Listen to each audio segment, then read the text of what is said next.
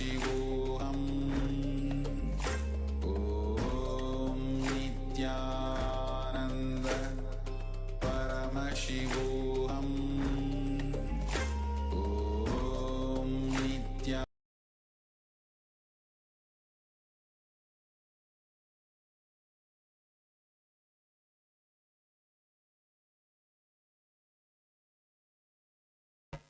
Nityandam, we welcome all the Paramashivoham participants to today's Dvitiya Vinyasa Krama, the 308 Asana sequence revealed by the Supreme Pontiff of Hinduism, Bhagavan Shri Nityananda Paramashivam.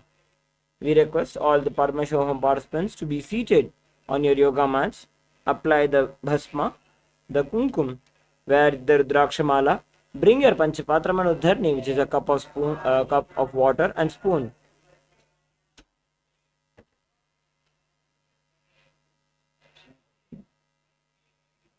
Be seated with your head, neck and spine on a straight line, with your hands in the Namaskara Mudra. Let us now begin with the Sadguru Vandanam.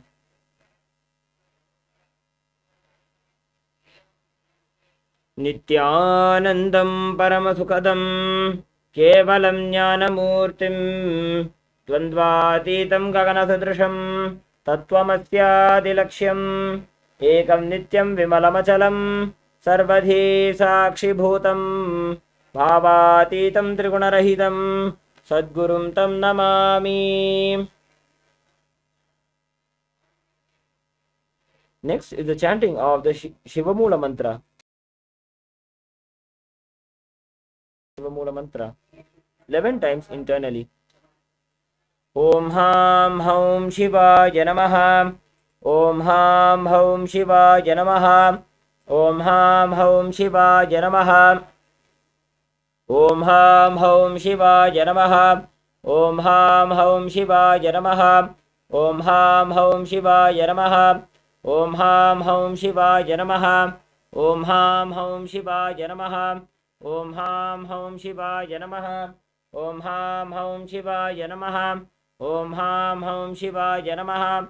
Om Ham Haum Shivaya Namaha.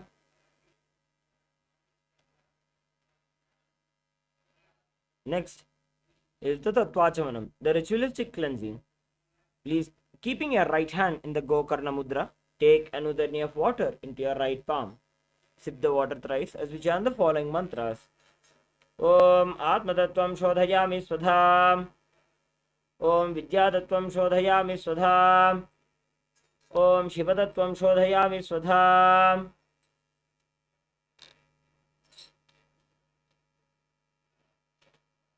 Wash your hand with another knee of water and wipe the lips twice from the right to the left as we chant the following mantra. Om Ham Hridayaya Namaha. Again wash your hand.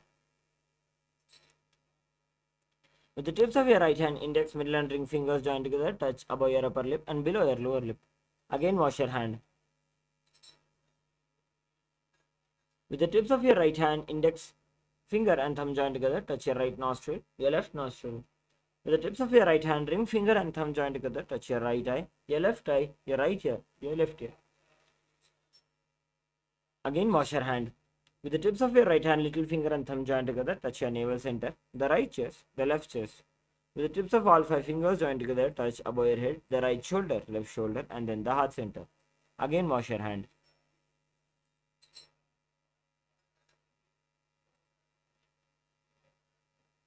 Next is the Sankalpa. Please clasp your hands and place them on your right thigh. Om Mamopata Samasta Duritakshaya Dwara Bhagavat Shri Nityananda Paramashiva Prityartham Shri Nityanandeshwari Paramashiva Shakti Sameta Shri Nityanandeshwara Paramashiva Prityartham Cha Adya Purvokta Evam Guna Visheshena Vishistajam Asyam Shubhadito Purana Arogya Yukta Dridhagatra Yogika Sharira Siddhyartham Paramashiva Shakti Avishkaranartham Nityananda Yoga Abhyasam Karishye Om Apaupasprisya.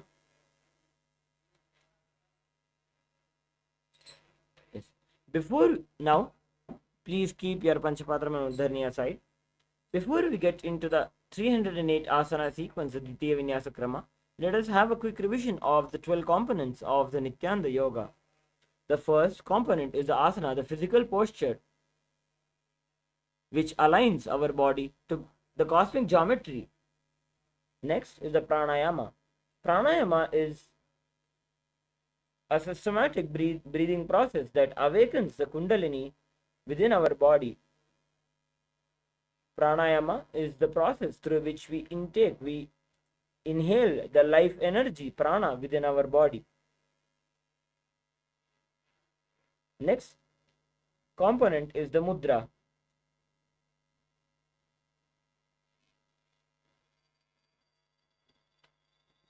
The word mudra in Sanskrit means seal, that refers to positioning of limbs, fingers, or even tongue in a certain way to seal the prana, the life energy within our body.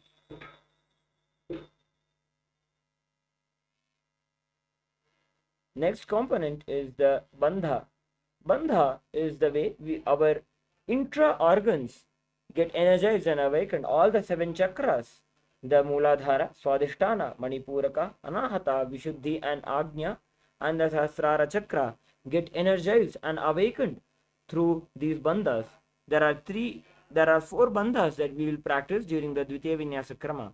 The Moola bandha, which is contraction of the perineal muscles. Next is the Uddiyana bandha, the contraction of the abdominal muscles.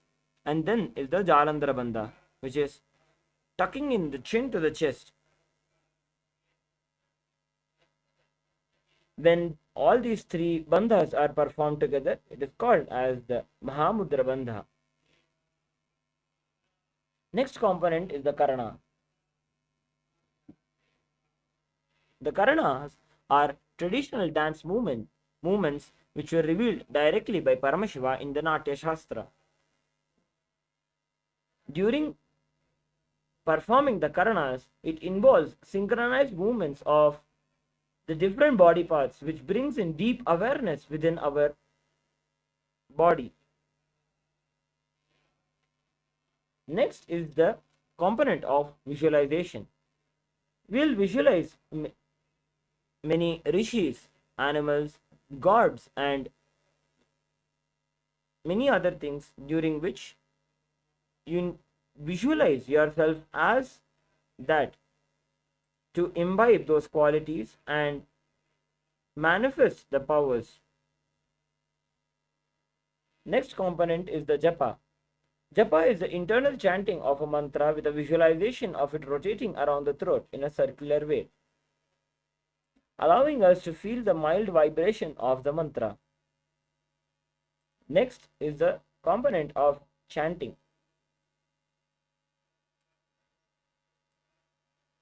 We will chant the Shastra Pramanas of each of the asanas, which give us a reminder that all these asanas are directly revealed by Paramashiva. They are from the source.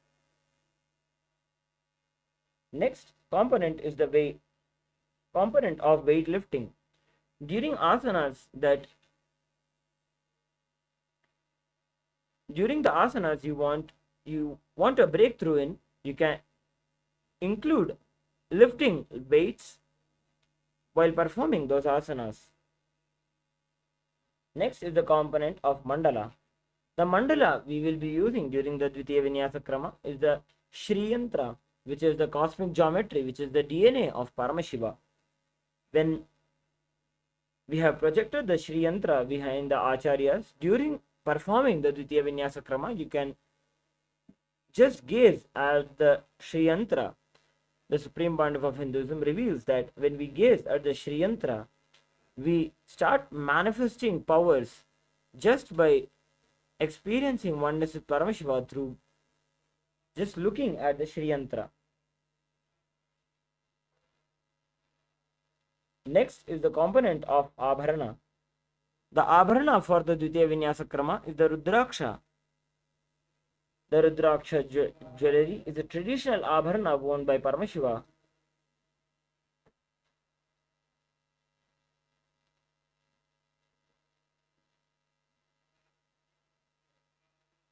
The Rudraksha has a capacity to be able to hold the spiritual energy and radiate it for a long time.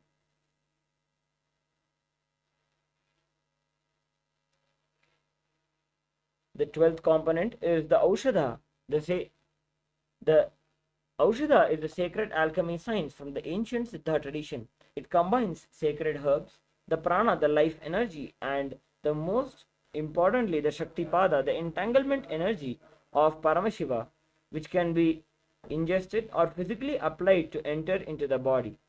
The Aushadha we will use for the Dvitiya Vinyasa Krama is the Bhasma and the Kunkuma. Let us now enter into the Dvitiya Vinyasa Krama. Starting with the first asana, which is the Sukhasana. Sit in a comfortable cross-legged position with your head, neck and spine in a straight line. Bring the index and thumbs together. Place them on the respective knees and engage all the three bandhas. Perform the Samana Kumbhaka. Inhale and hold your breath, visualizing flame rising up your spine.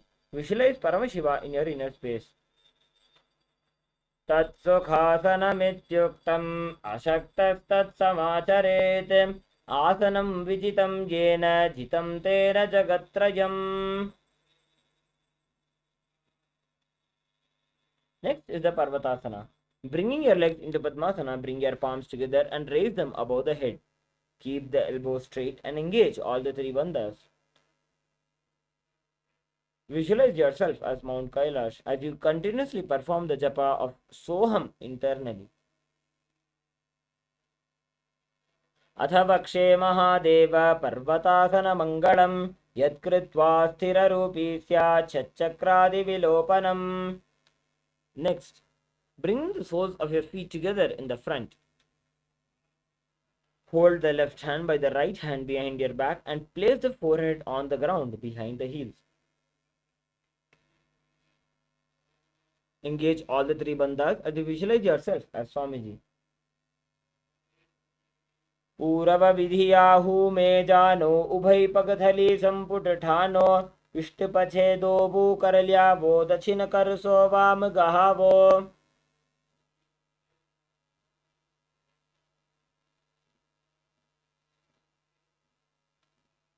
Next is the Nagi person.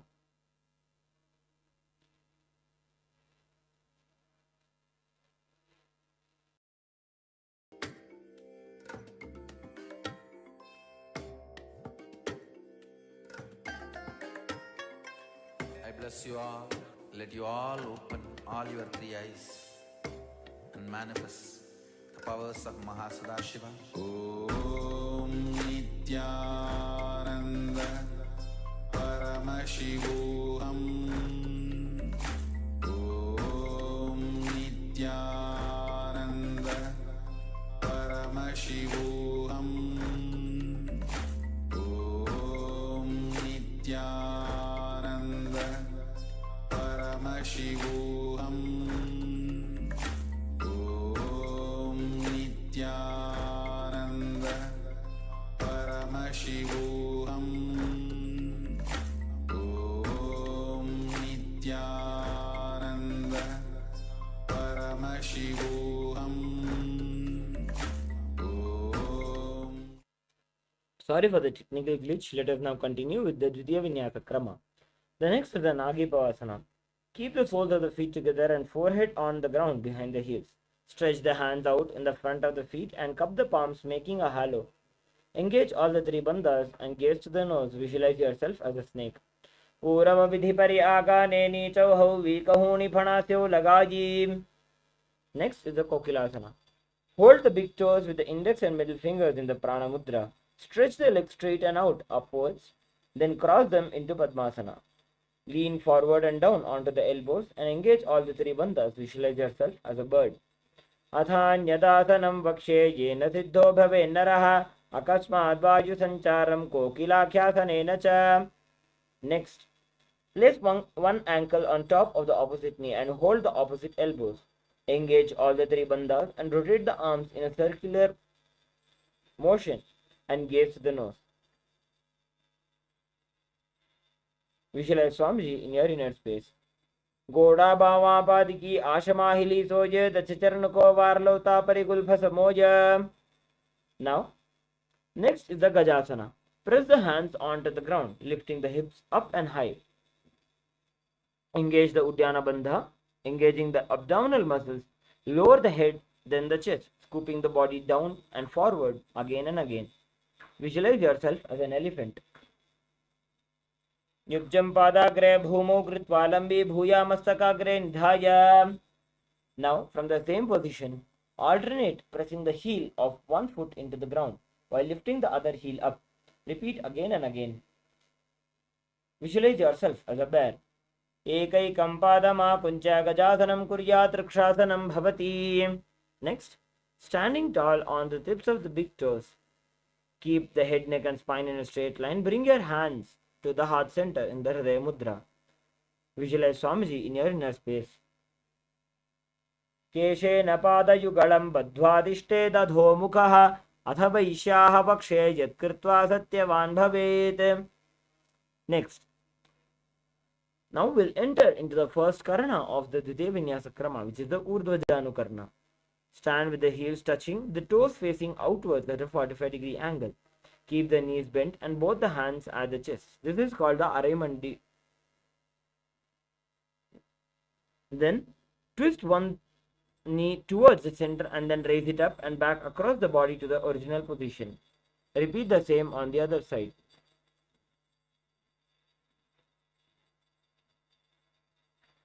Next, we'll enter into the Balalingasana. Interlace the fingers from the outside in and hold on to the knee in the Sarvabhashankari Mudra, pulling it up towards the chest. Keep the spine straight and engage all the three bandhas. Visualize yourself caressing a baby. Ekam janurati alingya satavyam balalinganam bhavati.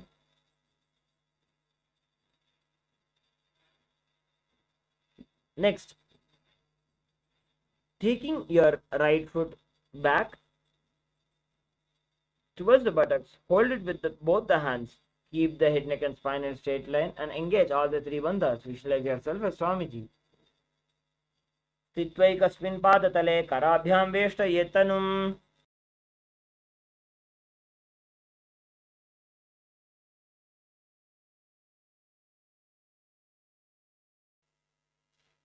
Now, with the respective hand, hold onto the sole of the foot from inside. Extend the opposite hand forward with the index and thumb joined together in the Bindu Mudra. Simultaneously kick and pull the foot back and up while leaning forward. Visualize yourself as Lord Nataraja. Uttana padam krauncham cha bharichim veerabhadrakam. Now, again bringing your hands into the Sarvabhashankari Mudra, interlacing your hands. Pull your left knee up towards the chest. Visualize yourself as caressing a baby as you engage the Mahamudra Bandha. Ekam janurasi alingya satavyam balalinganam bhavati. Now, bringing the left foot towards the behind towards the buttocks. Hold it with both the hands. Engage the Mahamudra Bandha. Visualize yourself as Swamiji in Padapidanasana. Sthitvaikasmin padatale karabhyam veshtayetanum. Next, bring your left kick and pull the left foot back and up while leaning forward. Extend the opposite hand forward with the index and thumb joined together in Bindu Mudra. Visualize yourself as Lord Nataraja. Uttana padam krauncham bharichim veerabhadrakam. Next is the Ardharechita Karna. From Arai, bring the right foot behind the other with the toes down and heel up. Keep the left hand at the chest and extend the opposite arm out, wide like a pendulum. Bring it back towards the chest. Repeat the same the opposite side.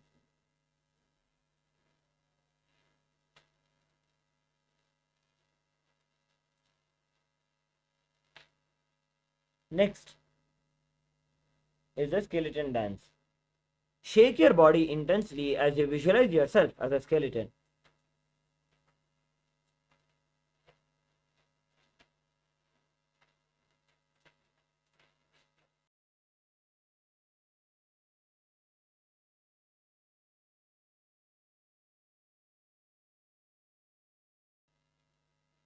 Next is the Katichinna Karna. Keep your legs in the Arai position Bring your hands above the head with the arms crossed and palms facing backwards. Move the hip to one side and simultaneously uncross the arms wide above the head. Repeat the same the other side.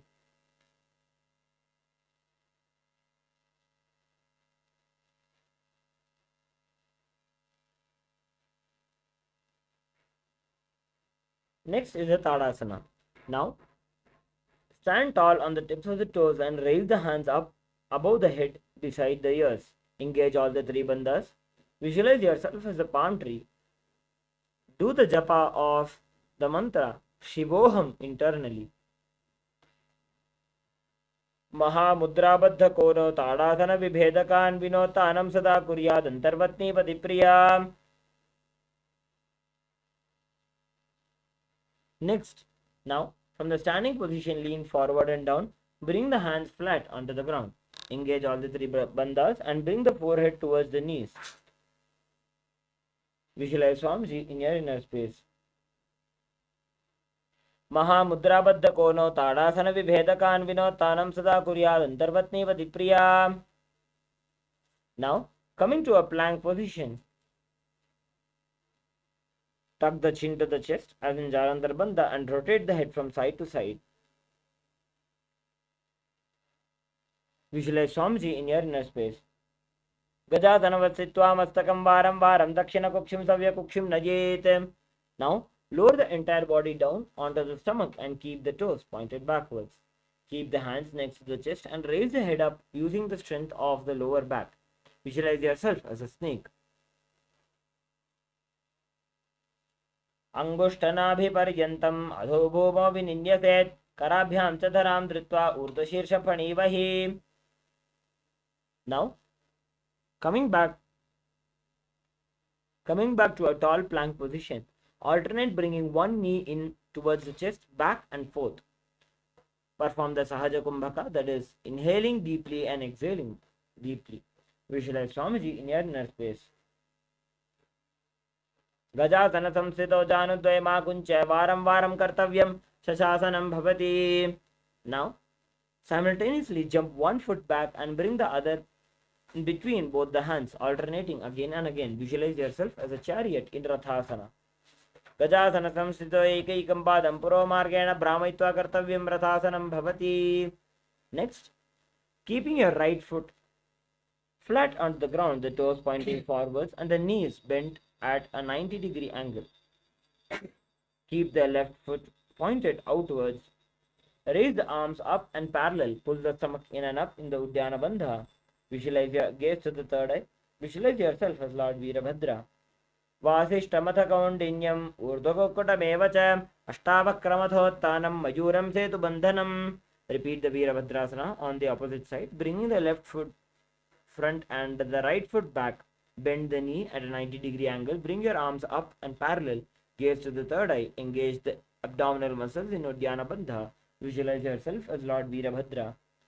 Vasishtamatha kaundinyam urdhvakukutameva cha. Next, coming to a standing position, bring your right foot to the left inner thigh and bring the palms together in front of the chest and raise them up.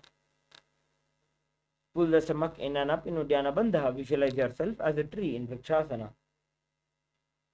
Vamo rumula deshe cha yamyam padam nidhayato.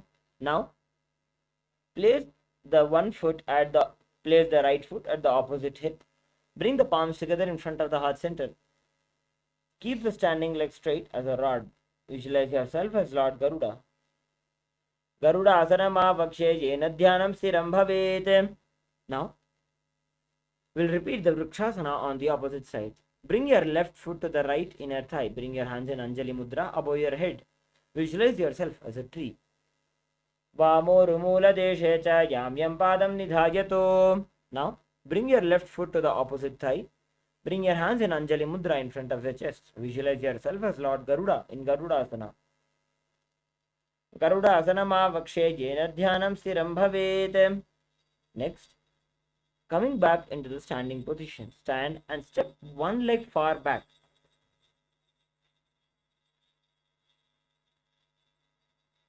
Keep the front toes pointing forwards and the back toes facing sideways. Keep the arms straight and bring the front arm down towards the ground beside the foot, while the other arm extends towards the sky. Visualize yourself as a triangle in Trikonasana. Uttanapadam Krauncham cha Marichim Veerabhadrakam. Now, repeat the Trikonasana on the opposite side. Visualize yourself as a triangle. Uttanapadam Krauncham cha Marichim Veerabhadrakam. Next is the Nikuttaka Karna. Now, bring your hands into a parallel position in front of your chest. Raise your one heel and stamp it onto the ground while raising the other heel. Do this simultaneously.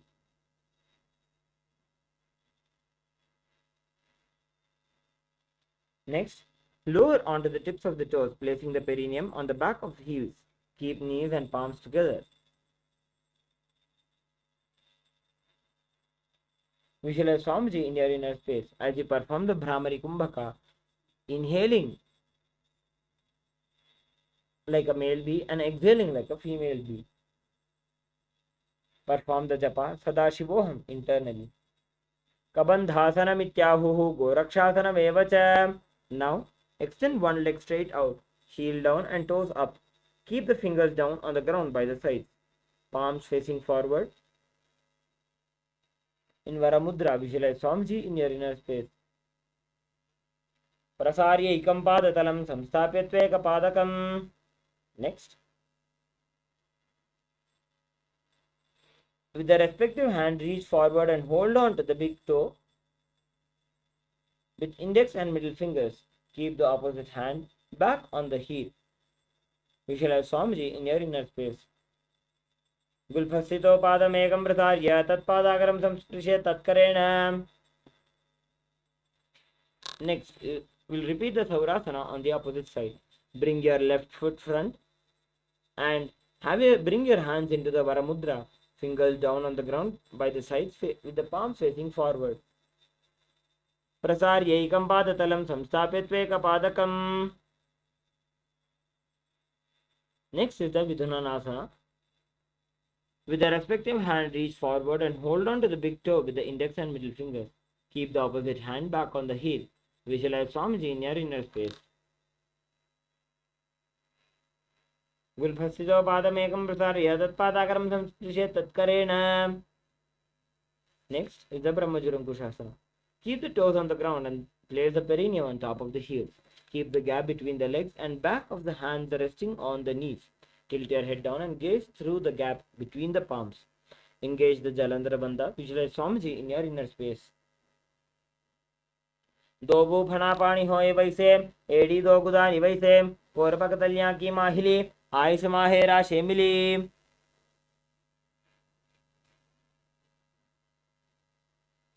Next is the Kapilasana. Place the knees on the ground with the toes tucked behind. Sitting with perineum down on the heels. Rest the hands on top of the thighs. Pull the stomach in and up in Uddiyana Bandha and gaze to the nose. Visualize yourself as Kapila Muni. Ubhai pagathali samataharaave, tinko mahili kor milave.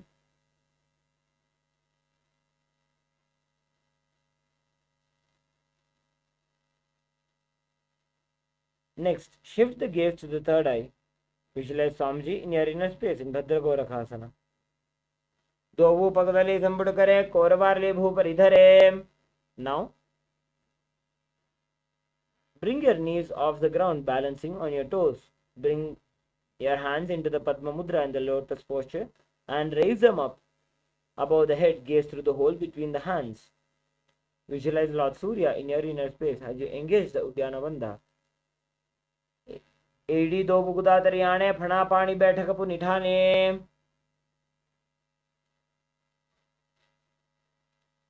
Now, sit with the toes flat and perineum on the heels. Keep the hands on top of the knees and lift the tongue up against the roof of the mouth.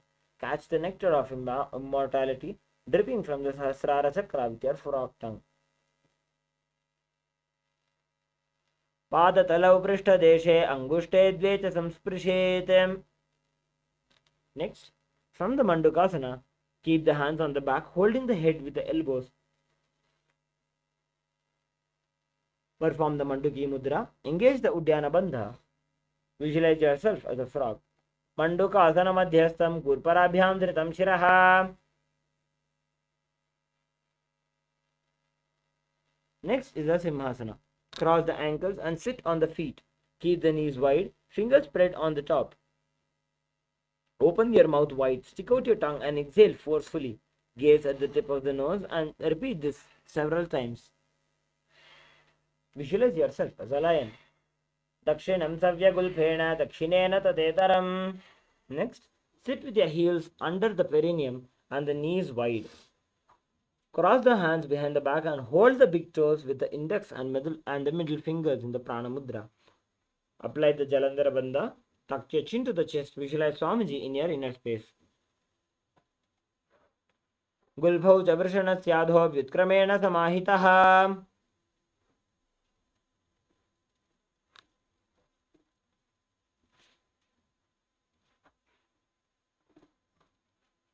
Next, coming into the Kakabhusandhyasana, squat and keep the feet flat on the ground and the knees opened wide. Bring the arms in and out around the back and interlace the fingers behind in Parashamudra. Gaze to the nose. Visualize yourself as a crow. Prathame Vesaka Ukatathane Dovu Hatapagam each ane. Now, place the palms on the floor, shoulder width apart. Bring knees off the back of arms towards the armpits. Lean the chin forward and down. Gaze ahead. Visualize Swamiji in your inner space. Asana Koguna Achi Dushta Hoi to Achi Hoi. Now, place the hands on the ground, shoulder width apart. Bring the top of the head on the ground, forming a triangle between the hands and the head. Bring the knees towards onto the elbows, hips over the shoulders, and straighten your legs up. Gaze to the nose. Visualize Swamiji in your inner space. Sisha Sisha Dharti Teki Pagdo Wo Miliba Ucha Kukare. Relax. You can slowly come down. Next, squat on the toes with the legs together. Twist the body and place both the hands to one side. Align the elbows with the knee and the hip. Lean onto the arms and balance. Extend legs to the side and gaze to the third eye. Visualize yourself as a peacock. Mayuram Dandavat Kuryan Mayuram Dandanamakam. Next is we'll repeat the Parsvamayurasana onto the other side. Perform the Rechaka Kumbhaka, which is inhaling, exhaling and holding yourself in the exhale state. Perform the Parsvamayurasana on the opposite side. Mayuram Dandavat Kuryan Mayuram Dandanamakam. Next is the Bhairaganathasana. Place both the hands onto the ground, shoulder width apart. Stretch the legs back straight into Tarakshasana. Step one foot outside the respective shoulder, bringing the foot between the hands. Gaze to the third eye. Visualize yourself as Lord Kala Bhairava. Asana Koguna Piti Jai. Repeat the Bhairaganathasana on the opposite side. Asana Koguna Piti Jai. Now, coming to the plank position, place the forearms on the ground and walk the feet inwards, raising your hips. Gaze to the third eye. Visualize Swamiji in your inner space in Unmukha Pithasana. Bhunyasthau Januni Hastau Chadushpadama Vangmukham. Next, from Tarakshasana, rotate the body onto one hand and raise the opposite hand up. Keep balancing the hand directly beneath the shoulder. Visualize yourself as Sage Vashishta in Vashishthasana. Urdha Kukkuta Vasishta Marichahala Matsyakam. Now, roll on to the other side, keeping your left hand down and right hand up. Visualize yourself as Sage Vashishta. Urdhva Kukkuta Vasishta Marichahala Matsyakam. Coming back into the plank position. Jump your foot forward, coming into a seated position with your legs stretched. Bring the hands under the buttocks with the palms facing up. Keep the spine straight and elbows close to the body. Tuck the chin to the chest and gaze to the nose. Visualize Hanuman in your inner space as you perform the Japa Mahasadashivoham internally. Dobo karki ubay hateli koravarili mai lebheli. Next is the Paschimottanasana.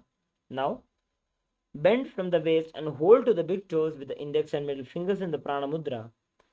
Bring the chest to the thighs, head to the knees and engage all the three bandhas. Visualize Swamiji in your inner space. Jano parilalatanto paschimam muchyate. Next, clasp your hands behind the neck in Parashamudra. Lean the chest forward and down, bringing the head to the knees. Engage all the three bandhas. Visualize Devi Mahakali in your inner space. Sopanibhyam dridham dhritva janopari shironyaset. Next is the Marichi Asana.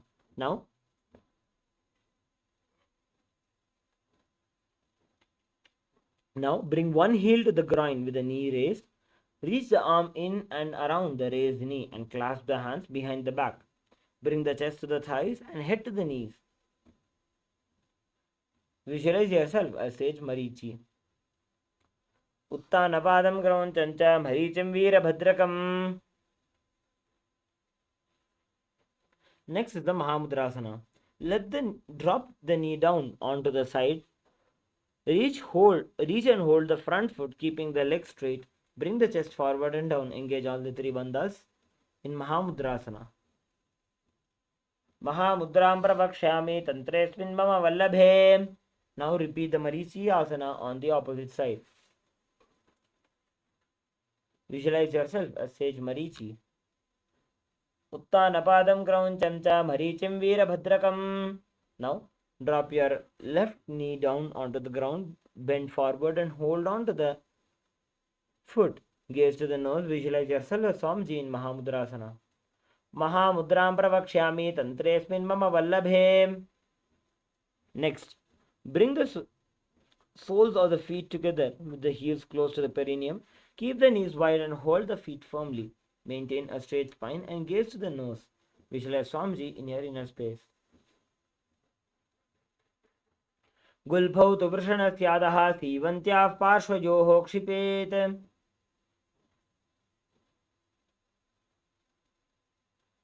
Next, from Bhadrasana, extend the feet away from the body. Keep the toes together and heels apart, knees open. Place the hands on the respective knees and tuck the chin to the chest in Jalandhara Bandha. In Gwali Pavasana. Purava Charpat Choka Kakhyo Soji Vahi Vidhi Choki Jai Soji. Now, bring the soles of the feet together, bringing them close to the perineum. Hold the soles of the feet and lean forward and down. Bring the forehead to the feet and gaze to the nose. Visualize the Yoni Mandala in your inner space. Dobu Pagdali Samputkare Edi Medke Dhingadare. Now, next is the Midaki Pavasana. Keep the toes apart and knees wide. Lean forward and down. Extend the hands out and wide. Palms on the ground. Bring the forehead to the ground behind the heels and gaze to the nose. Visualize Swamiji in your inner space. Purava Vidhi Paripakdhali Samput Shol Edi Mili Rashe. Next is the Siddha Samadhi Asana. Bring the arms below the shins. Extend out and keep the palms facing up. Bring the forehead to the ground above the feet, bringing the toes near the throat. Gaze to the nose. Visualize Lord Surya in your inner space. Dovu Pagdali Samputkare Sole Medha Aga Medhare. Next is the Chinnagi Pavasana. Sit and keep the heels together and toes apart. Hold the feet and open them up. Bring the soles towards the sky, keeping the back of the hands on the ground. Press the elbows onto the thighs, towards the knees and gaze to the nose. Visualize Swamiji in your inner space. Do Paga Gedi Dharti Magiva Medha Lagave. Next is the Charpat Chokasana. Place the hands onto the knees and gently press them down. Pull the stomach in and up in Uddiyana Bandha. Visualize Swamiji in your inner space. दोबू पगदली संपुट धारे आगा ने करे जारे पसारे गोड़ा भूसो लगता राशे हाथ दोबू गोड़ा परिदाशे. Next is the Bhairavasana. Now Sit and bring the soles of the feet together, the knees wide.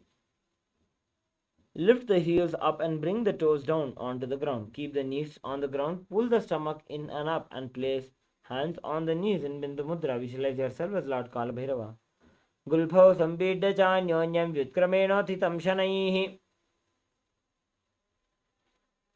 Next, let's enter into the Samanasana. Now, sit with one heel at the perineum. Lift and hold the other foot, pulling the sole of the foot onto the chest. Gaze to the third eye and hold the breath in Muladhara Chakra. Visualize Swamiji in your inner space. Samanasana ma vakshe siddha mantradi sadhanat. Now, place one leg on top of the respective shoulder and raise the other foot upwards and straight. Visualize Swamiji in your inner space. Kevalam padamekam cha skandhe charopi ettatah. Repeat the Samasana on the opposite side. Visualize Swamiji in your inner space. Samanasana ma vakshe siddha mantradi sadhanat. Next, repeat the Apanasana on the opposite side. Visualize Swamiji in your inner space. Kevalam padamekam cha skandhe charopi ettatah. Next is the Gomukhasana. Sit and cross one leg over the other, aligning the knees at the center of the body with feet by opposite hips, and place both the hands on top of the stacked knees. Gaze the nose. Visualize a face of a cow. Perform the japa of Om Nityanandoham. Savye Dakshina Gulbham tu Prishtaparshveni Yojayet. Next is the Anusuyasana. From the Gomukhasana position, with your hands in the Prana Mudra, hold the big toes with the index and middle fingers. Relax the shoulders and engage the Uddiyana Bandha. Visualize the Rishika Anusuya. दक्षिण गोड़ नीचे उठाने, बाहों तागे ऊपर आने. Next is the Anusuyasana 2. Now, interlace the fingers behind the back and lean forward and down. Bring the chin over the knees. Visualize yourself with Rishika Anusuya. Jimana Goda ki sandhi, Uprita Vagoda ki sandhi.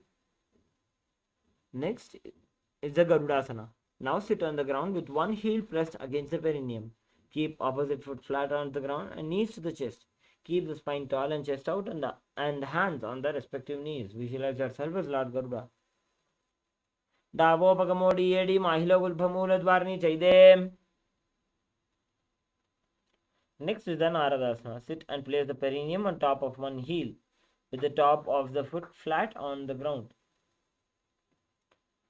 Interlace the fingers behind the neck and twist them outside of the raised knee. Pishti Jabama Pagtari Geri Bhuparita Hilaga Veferi. Next is the Matsyapitakasana. Place one foot on top of the opposite thigh and wrap the respective arm around the knee, holding on to the opposite shin.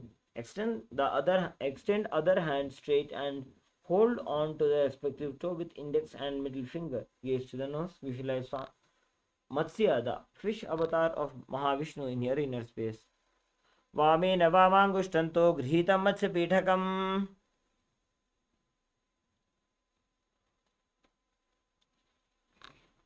Next is the Gomukhasana on the opposite side. Repeat the Gomukhasana on the opposite side, stacking your knees on each other, bringing the hands onto the knees. Visualizing face of a cow in your inner space.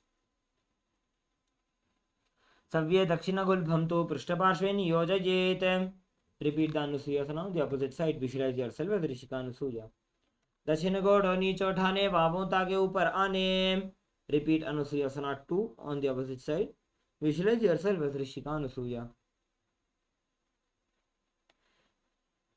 Jimana Goda ki sandhi, Uprita Vagoda ki sandhi. Next is the Garudasana. Repeat the Garudasana 2 on the opposite side. Davo Pakamodi Edi Mahilo Gulphamula Dwarni Chaide. Next is the Naradasana. Repeat the Naradasana on the opposite side. Pishti Javama Pagdali Keri Bhuparita Hilaga Veferi. Next is the Matsyapitakasana on the opposite side. Visualize yourself as Matsya Avatara, the fish avatar of Mahavishnu. वामेन वामाङ्गुष्ठन्तो गृहीतं मत्स्यपीठकम्.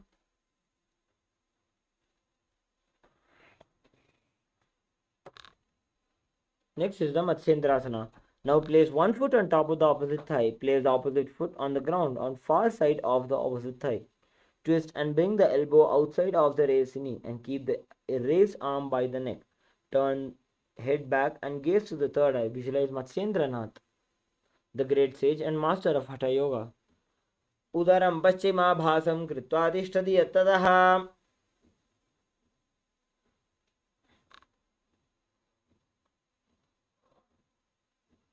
Next is the Kubhasana. From Matsyendrasana, hold your foot with your left hand and raise your right hand up to the ear. Visualize yourself as camel.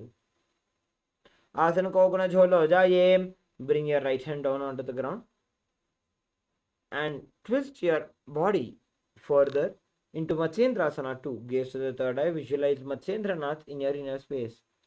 Matsyendra Pedam Jadara Pradiptim Prachanda Rukmandala Khandanastram. Repeat the Matsyendrasana on the opposite side.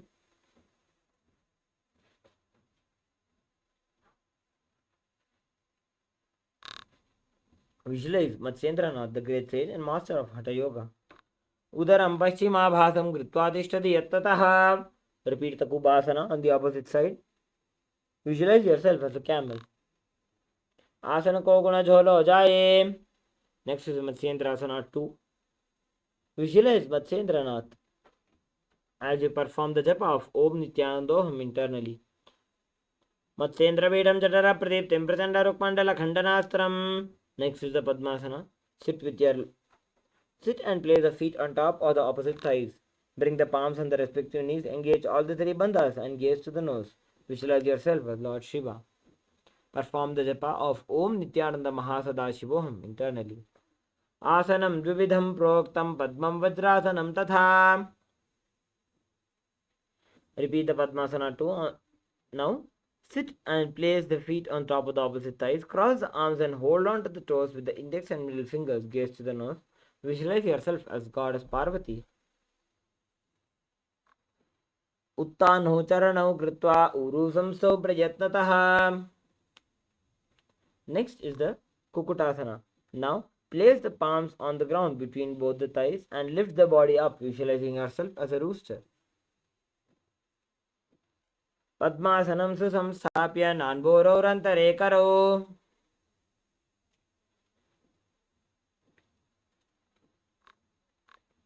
Next, we'll enter into the Baddhakeki Asana. Rise up onto the knees and place the palms on the ground, fingers pointed towards the body. Keep the elbows together and press against the navel, then lean forward and balance. Dharamoshtabhikaradve na tatkurva savitanaabhi parshvaha. Now, extend your legs back and enter into the Mayurasana, visualizing yourself as a peacock. Atha Vakshe Mahadeva Mayurasanam Uttamam. Now, lay down onto the stomach with the feet pointing outwards and forehead on the mat. Interlace the fingers behind the neck in Parashamudra. Visualize yourself as a crocodile.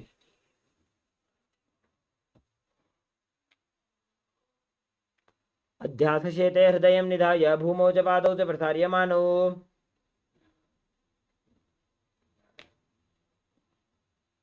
Next is the Shalabhasana.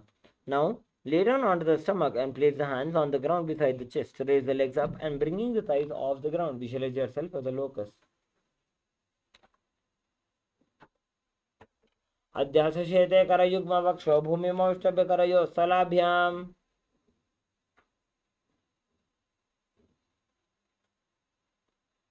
Next is the Ushtrasana. Now, lay down on the stomach, bring the hands to the feet.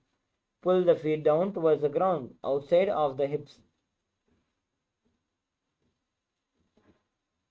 Visualize yourself as a camel. Adhyasashete padayugmavyastam prishte nidhayapi dhritam karabhyam.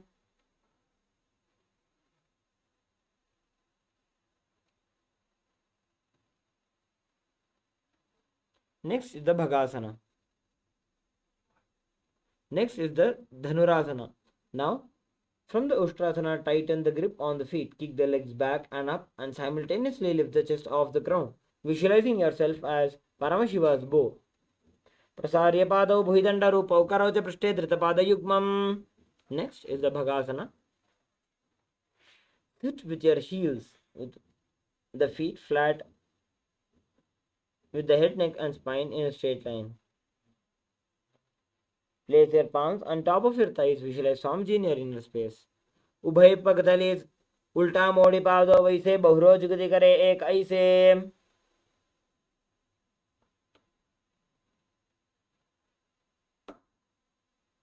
Next, let's enter into the Gohyasana. Before we enter into any inverted postures, we request all the participants with any problems like chronic pain, or all the female participants who are currently in pregnancy, to avoid any of the inverted postures. Let us now enter into the Gohyasana. From the knees, place the forearms onto the ground with the fingers interlocked, elbows shoulder width apart. Place the top of the head on the ground, holding back of the head with the hands. Walk toes forward until the hips align with the shoulders.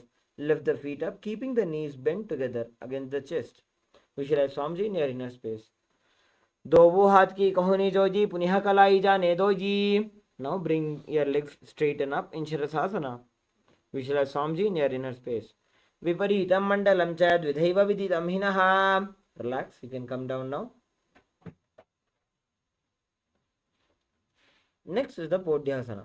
Before we get into this sequence of asanas, we'll perform the Bhastrika Kumbhaka for these asana, which is rapid exhalation continuously. Visualize Swamiji in your inner space as you sit with your hands behind the calves. Stretch the legs straight and up. Bring the forehead towards the knees and come to a vertical position. Dobu hatapaka bahar aane, goda tare kakasi thane. Next, sit and extend the legs out up at a 45-degree angle. Bring the hands behind and hold the opposite shoulders. Keep the chest upright, legs straight and toes pointed. Visualize yourself as a mace. Uttana shayanam kritva padau militva prasarya. Next, we'll enter into the Naukasana. Now, sit and extend the legs out and up at a 45-degree angle. Bring the elbows down onto the ground beside the hips. Keep the chest upright and knees straight, toes pointed. Visualize yourself as a boat. Uttana shayanam kurparabhyam bhumim vashtabhyam. Relax. Now, sit and lift the feet up. Scoop the hands under the heels and pull the feet towards the chest. Keep the spine upright and gaze to the nose. Visualize yourself as Lord Rudra. Pagatali Sambhuta Kari Hatasya Upaga Uchaji. Next is the Unmukha Pitasana. You can relax now. Perform the Sahaja Kumbhaka. Slowly inhale and slowly exhale. Lay down on the back with the feet flat on the ground. Place the palms down and fingers just touching the back of the heels. Lift the hips up and high, pressing the feet into the ground. Chin tucks to the chest and Jalandhara Bandha and gaze to the nose. Visualize Swamiji in your inner space.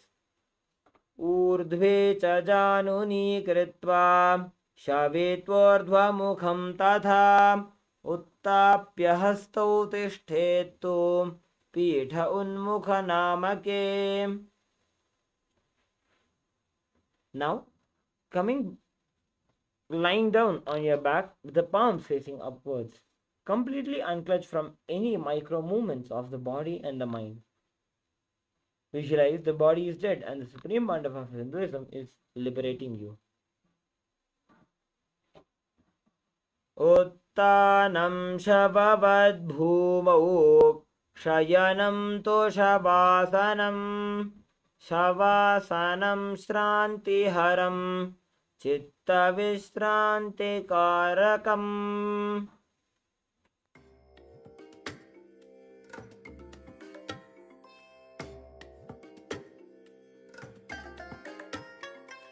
I bless you all. Let you all open all your three eyes and manifest the powers of Mahasudashiva. Om Nityananda Paramashivoham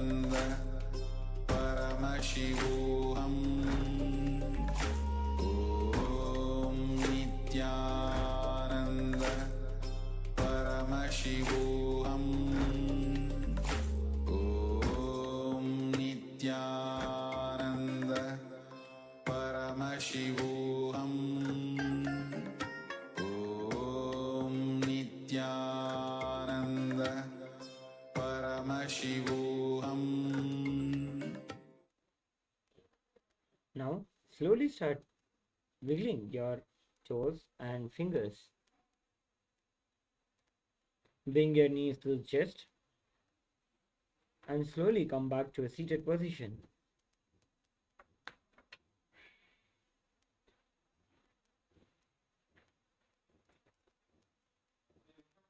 We have completed the first part of the Dvitiya Vinyasa Krama, the first 108 asanas.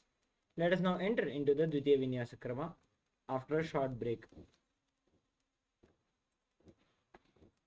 Nityanandam, we are on a mission to revive the Enlightenment civilization. If you resonate with our message and want to be part of us, be sure to like, share, and subscribe. And don't forget to click the bell icon.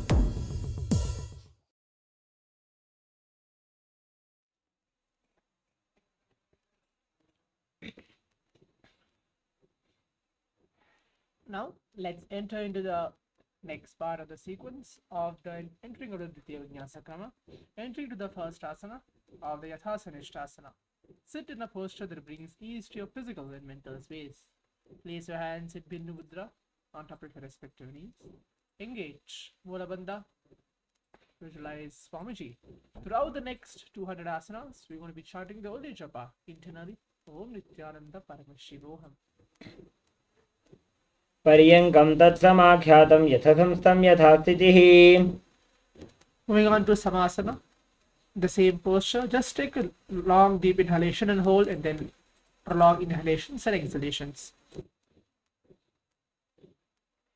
Idanim garbhininam yogabhyaso yatha laghu sukhapratavalabhaya prochate praktane pathi. Moving on to Muktasana. Now place the left foot against the genital region and the right foot over top the left. Place your hands facing downwards on top of your respective knees. Gaze to the tip of the nose as you visualize yourself as a sage, liberated by Swamiji.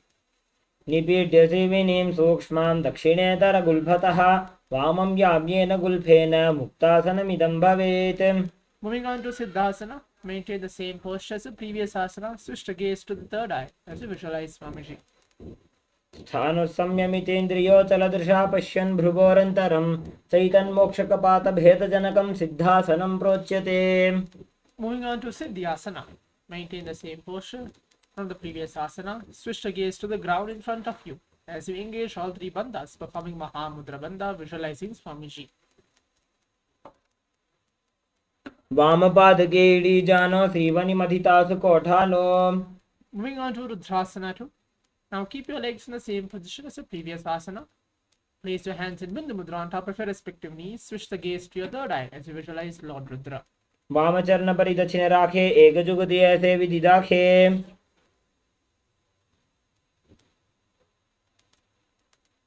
Moving on to Shantadunasana.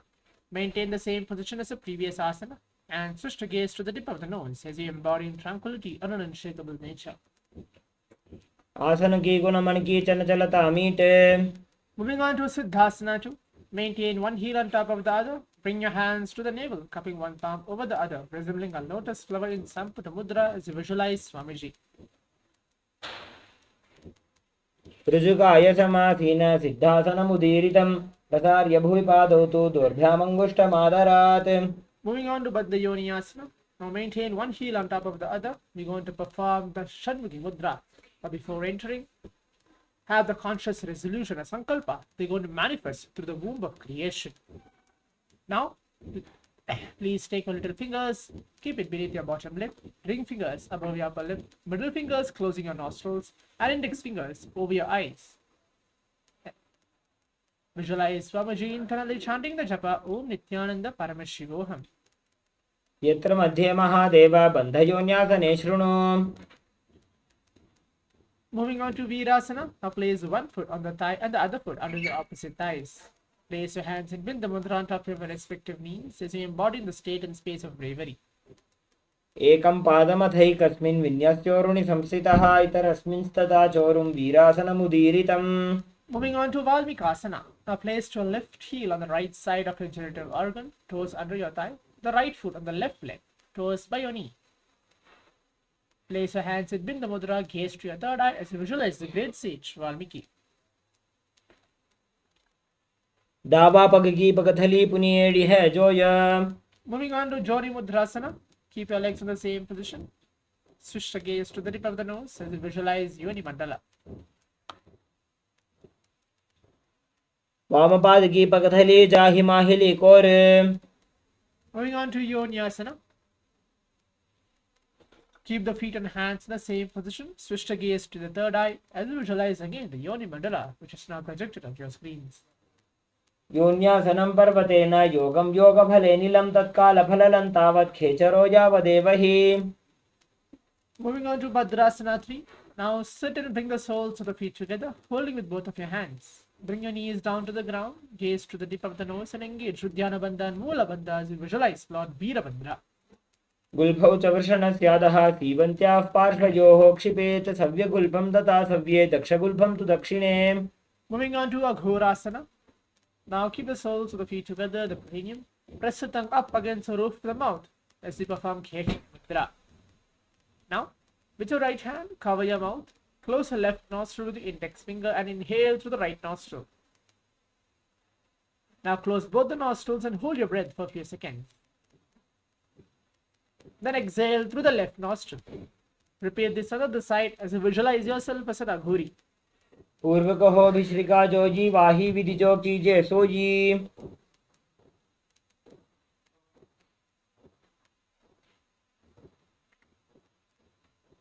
Moving on to Kaneri Pavasana. Now bring your feet together in front, toes together, heels apart. Place your elbows on your heels. Rest your chin on the palms. Gaze to the tip of the nose. Perform with Dhyana Bandha and Moola Bandha as you visualize yourself as a female elephant drinking water. ग्वाली पव आसन कख्यो है जैसे Yahoo में जाने विधि तैसे। Moving on to Parasana. Sit with your knee raised, arms between the thighs and the calves. Interlace your fingers. Keep your feet off the mat as you visualize Swamiji. ततोर्ध्वं रेचयेत् वायुं मृदुनिश्वास संयुतम्। Moving on to Gopichandasana. Interlace your fingers around your feet with the soles together, heels touching your chest. Keep your chin on the hands, gaze to the tip of the nose as you're embodying the state and space of a king. पूर्व विधि पगा का अंगूठा कंठ को पराशे। Moving on to Udharasana. Now insert your hands underneath the legs, holding with the feet with interlocked fingers. Bring the feet up to the chest, bring the head down. Gaze to the tip of the nose as you visualize your body is free from any defects. दोबो पगदली संपुट ठाने उभय हस्त करे वरद हिताने। Moving on to Vasishthasana. Now sit with the feet together, arms under your legs. Raise your feet up to the face, fingers interlocked, palms over your forehead as you visualize you're excelling in everything. दोबो पगदली जोड़ी संपुट करे। Moving on to Bhujasana. From a seated position, lift both the legs over top of your respective shoulders. Bring your arms underneath your legs and up, interlacing your fingers around the back of your neck as you visualize yourself as a cobra. शिरासनं तु विज्ञेयं कक्षासनम् अतः परम्। Moving on to Kalyanasana. Maintain the same seated posture as you keep your raised legs up. Bring your elbows under your knees and wrap your arms around your back. Gaze to the tip of the nose as you visualize yourself as a beautiful, auspicious goddess. दो हाथ पग नीचे आने तिनको गोड़ा नीचे ठाने। Moving on to Sankatasana. With your left knee on the mat, place your left foot flat and place your perineum on your left heel. Raise the right leg over top the left and bring your right heel to the left hip. Place the hands on the opposite knees as you visualize yourself as a swan. वामपादं चिदैर्मूलं सन्न्यस्य धरणीतले पाददण्डेन जाम्येन वेष्टयेद्वामपादकम्। Moving on to Dhenukasana. Slide the left heel to the left hip. Keep your right knee on top of the left. Place both the hands on the right thigh as you visualize a cow in your inner space. अनुशागिनगर पंचडं वृषिलिन्दकल्यम्नि। Moving on to Machandrasana. Now place your right foot on the left thigh, left foot on the right knee. Bring the left hand behind the back and hold the right thigh. Place the right hand on the left thigh and twist the body and remain steady as you visualize Swamiji. वामजङ्घपरितचिन ठाने वामहस्तपिष्टे दिश आने। Moving on to Machandrasana 2. Untwist your body and hold on to the respective big toes. So lean your forehead so it touches the ground. As engage Moola Bandha and visualize Swamiji in this posture. प्रथम जी मनोचरण Joji वामजङ्घपरिराखे sooji. Moving on to Guru Asana. Maintain your feet in the same position. Interlace your fingers and place them on top of your respective knees. Engage all three bandhas, performing Mahamudra Bandha, visualizing Swamiji. ऊरुमूलेतरपादस्य कनिष्ठिका प्रदेशगुल्भं संस्थाप्य. Now let's repeat the same set of asanas on the other side. Starting off with Sankatasana. Perform Sankatasana as you engage Mula Bandha and visualizing yourself as a swan. वामपादं चितेर्मूलं संन्यस्तधरणितले. Moving on to Dhenukasana. Slide your right heel to the right hip and visualize a cow in your inner space as you perform Uddiyana Bandha and Mula Bandha. अनुशागिनगरपञ्चडं वृषीलिन्दगल्यम्नीम्. Moving on to Matsyandrasana, as you place your right foot on the left thigh, left foot on the right knee. Gaze to the tip of the nose as you visualize Swamiji into your inner space. प्रथमजी मणोचरणजोजी वामजङ्गपरिराखे sooji. Now untwist your body and hold of the respective big toes. Lean your forehead so it touches the ground as you engage Mula Bandha and visualize Swamiji. वामचरणपरिदक्षिणराखे एकजुगति ऐसे विदिदाखे. Moving on to the Guru Asana, the final set of the sequence, which is maintaining your feet in the same position. Interlace your fingers and place them on top of your respective knees, performing Mahamudra Bandha. ऊरुमूलेतरपादस्य कनिष्ठिका प्रदेशगुल्भं संस्थाप्य. Now moving to Pashasana. Sit with your feet flat on the ground, knee against your chest, hands holding your opposite knees. Keep your thighs together, spine straight. Gaze to the third eye as you visualize Swamiji. पादतले भूमौ निधाय जाननि उरसि निधाय. Moving on to Bodha Shokasana. Keep your feet flat on the mat. Wrap your arms around your legs and hold the opposite wrist. Place your chin on the knees as you gaze to the tip of the nose. Visualize you are being in an abode of bliss. दोवो पगतली भूपरिधरे कोर्माहिलिये सेकरे. Moving on to Kodakatasana. In the same position, place your arms under your knees. Hold your opposite elbows. Gaze to the tip of the nose as you visualize Swamiji. दो हाथ पग बाहर लियावे गोडा नीचे ले टहरावे. Moving on to Sumati Asana. Now maintain the same hold beneath your knees. Bring your right foot over the left and keep your heels crossed. Continue to gaze to the tip of the nose as you visualize the great sage Maharishi Sumati. मूलद्वारी धरती परिठाने डावा पग परिदचपद आने. Moving on to Dandasana. Extend your feet out straight. Keep your arms raised above your head. Interlace your fingers. Keep your wrist pointed outwards. Perform Mahamudra Bandha as you gaze to the tip of the nose, visualizing Swamiji. दंडवद्भरद्वाज वीरवज्रसमानितो आसनानि सदा कुर्यात् सुदीर्घैरे च पूरकैः. Moving on to Arambhasana. Now as you sit, keep your legs straight. Hold your big toes with the index and middle fingers. Move your chest forward and down. Head to the knees and visualize Swamiji. दोबू पग मिलिवा पसारी पगा का अंगूठा पकड़ी लीलाट गोड़ा लगावे. Moving on to Bidokasana. Now extend your knees slightly up. Keep one hand distance between your heels. Bring your shoulders down. Wrap your hands in and around your legs. Hold the soles of your feet as you gaze to the third eye. प्रथम वैसी दो पाव पसारी कछुक उर्त को कुरुडो डारे. Moving on to Jalandhari Pavasana.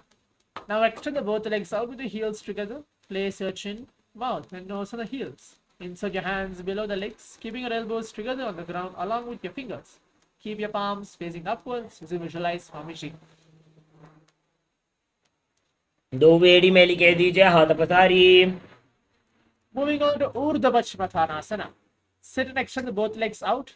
Lift one foot behind the neck. Lean forward and down as you perform Paschimottanasana. पश्चिमतानवत् संस्थितिं कृत्वा एकं पादं ग्रीवायां धृत्वा तिष्ठेत्. Moving on to Anantasana. Now lie on your back and lift your right leg behind the neck. Keep your left hand holding the foot from the top.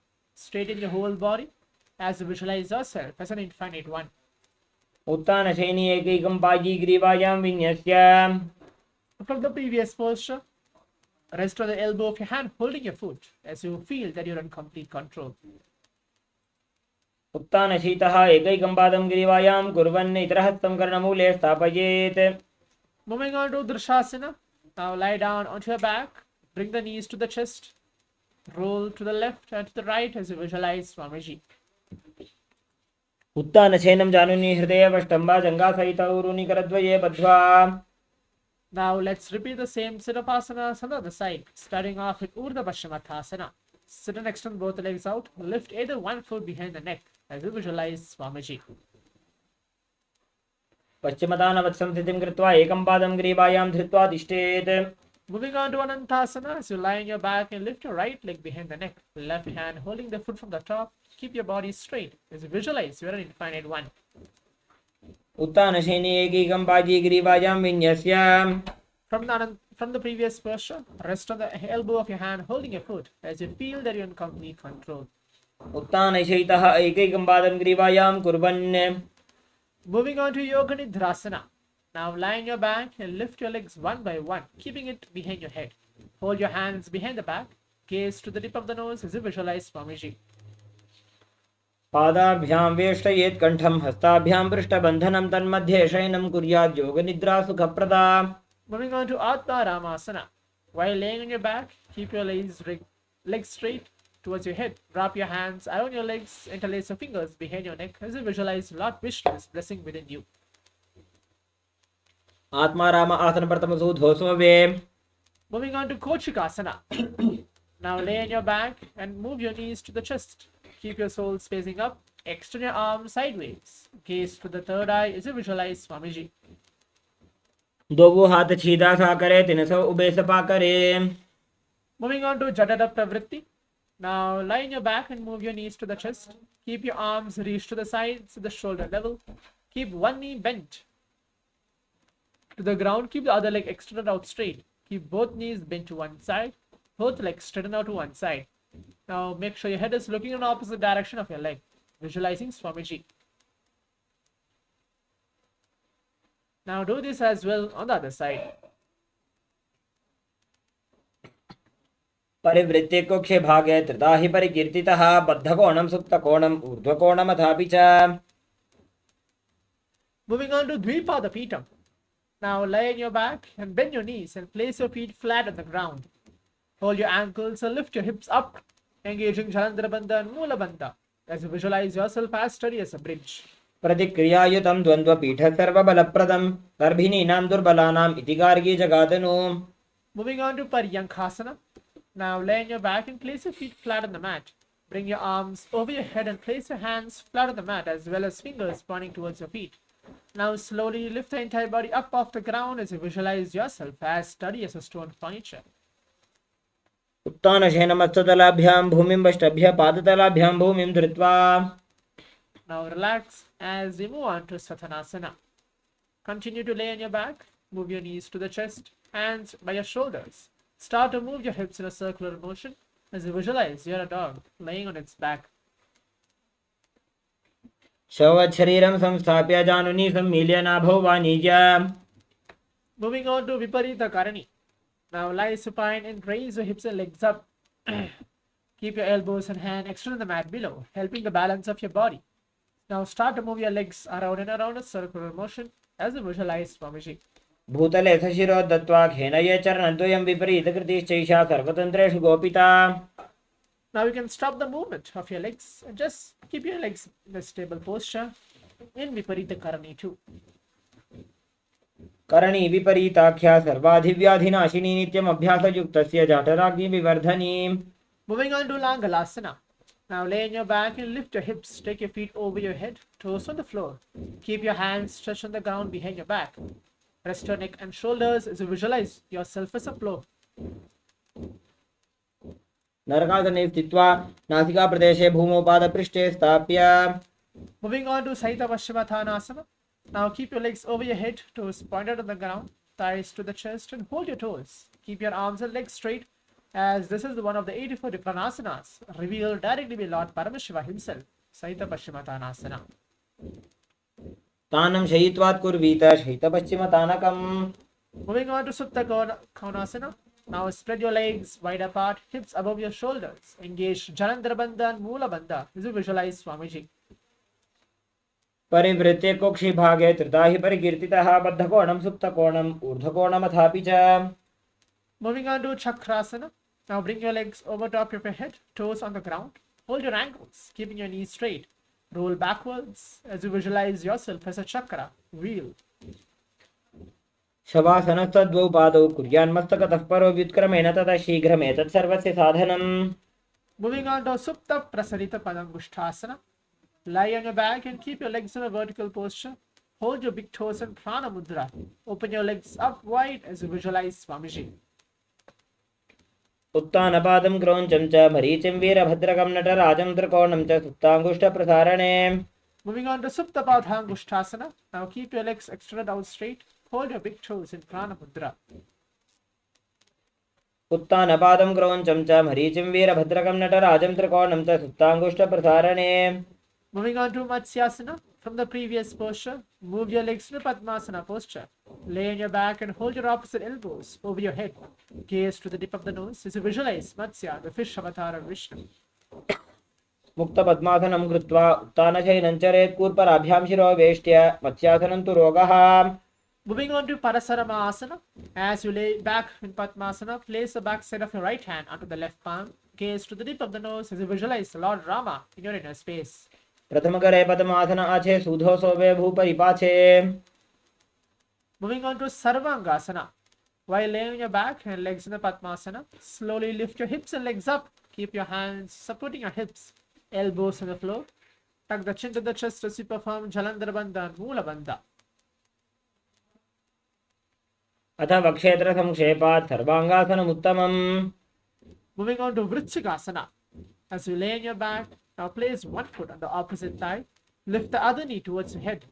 Extend both arms up above your head and hook your fingers forward as you visualize yourself as a scorpion.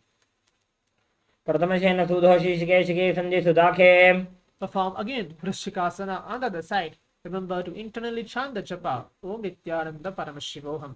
प्रथमशेन सूधो शीर्षके शिखे सन्धि सुदाखे. Moving on to Vrishabhadakshepasana. Now lay on your back and interlace your fingers around your neck. Lift both the feet off the ground, extending one leg straight and the other knee to the chest. Do this again and again as you visualize Swamiji. उत्तानशयनं कृत्वा अङ्गुलिभिः बद्ध्वा कूर्परं मिलित्वा. Moving on to Marotaranasana.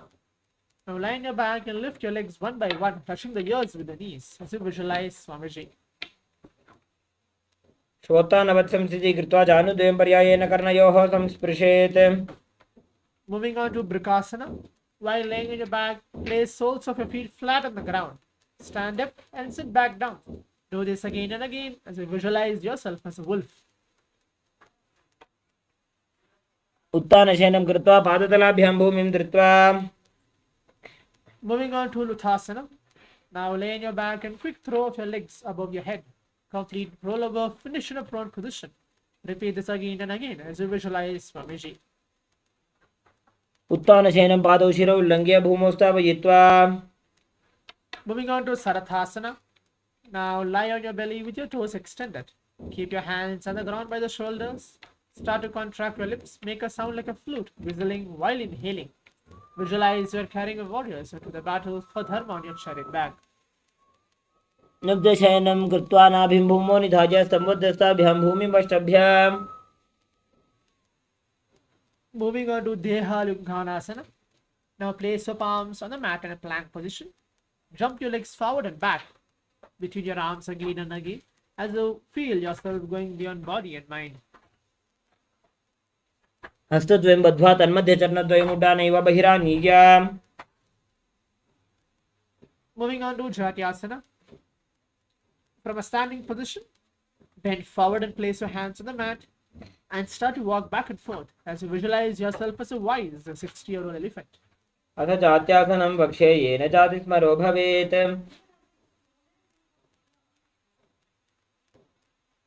Moving on to Lolitikakarana. Now stand with your knees bent and feet pointing outwards. Bend the elbows and keep your hands at the chest level. Swiftly move the arms across the body and then bring back to the center. And start to move your head in all directions.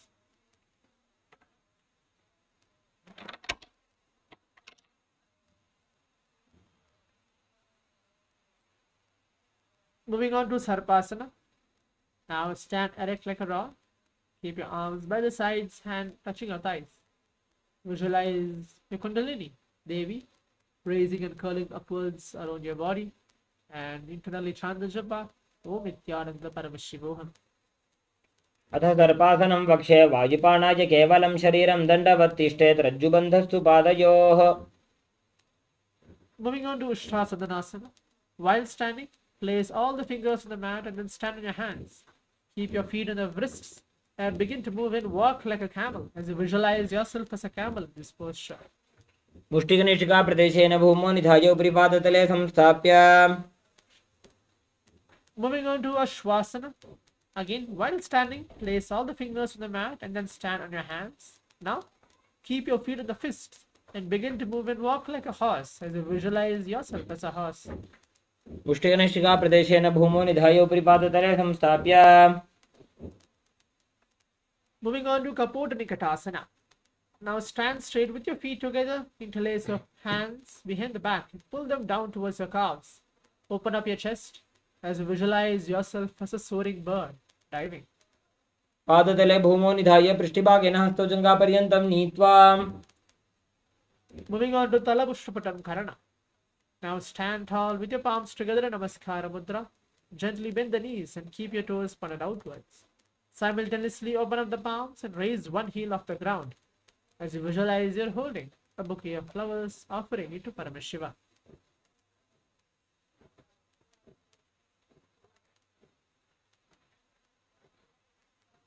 Moving on to Kadghasana. As you lay on your stomach, jump your feet up towards your hands and then stand. Bring your palms together as you gaze to the tip of the nose, visualizing yourself as a rhinoceros. आसनं कृत्वा पादतलाभ्यां भूमिं धृत्वा. Moving on to Uttanottanam. If you have the weights, you can use the weights to intensify the practice of this posture. Now sit down all the way as low as you can to the ground and then stand up. Do this again and again as you visualize Swamiji. पुनः पुनः उत्थातव्यम् अधितव्यम् इति उत्थानोत्थानं भवति. Moving on to Musalasana. Now stand up straight, raise the arms over your head and jump repeatedly as you visualize yourself as a mace. सरलं स्थित्वा ऊर्ध्वं बाहु नयेत्. Moving on to Uttrasana. From a standing position, pull the sole of your one foot towards your belly. With the other leg, sit down and then stand up. Alternate this posture on both sides as you visualize Swamiji. एकैकं पादतलं कुक्षौ निधाय. Moving on to Parshvajanu Karana. Now stand and keep one leg slightly bent with the toes pointing to the side. Then lift your opposite knee towards the chest. Keep the arm holding the knee with the hand pointing outwards in the close to the fist position.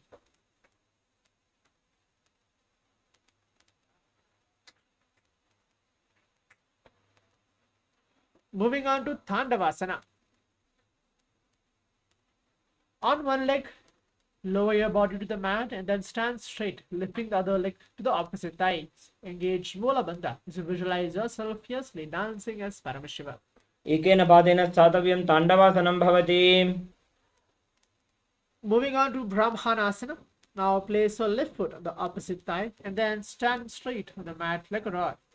Place your hands by the side as you visualize yourself being blessed by Lord Brahma. ब्राह्मणासनमावक्षे यत्कृत्वा ब्राह्मणो भवेत्. Moving on to Garudasana 3. Now stand tall and wrap your left leg over and around the right knee. Tuck the left toes on the other side of your right calf. Simultaneously cross your left arm below the right and bring your palms together in Namaskara Mudra, visualizing yourself as Lord Garuda. उत्थानकूर्मपीठं च सिंहस्गारुडमेव च. Moving on to Ekapadhasana. Now stand straight on your right leg. Place your left foot on the opposite thighs. Hands relaxed by your knees as you visualize Swamiji. दक्षाङ्घ्रिं वामपादस्य जङ्घोपरि निधाय च. Moving on to Dhruvasana. Now stand on your right leg. Hold your big toe of your left foot and straighten out to the side. And now rotate your body quickly on your standing leg as you visualize yourself as a North Pole star. एकेन हस्तेन दण्डरूपस्य एकस्य पादस्य अग्रं धृत्वा. Moving on to Trivikramasana.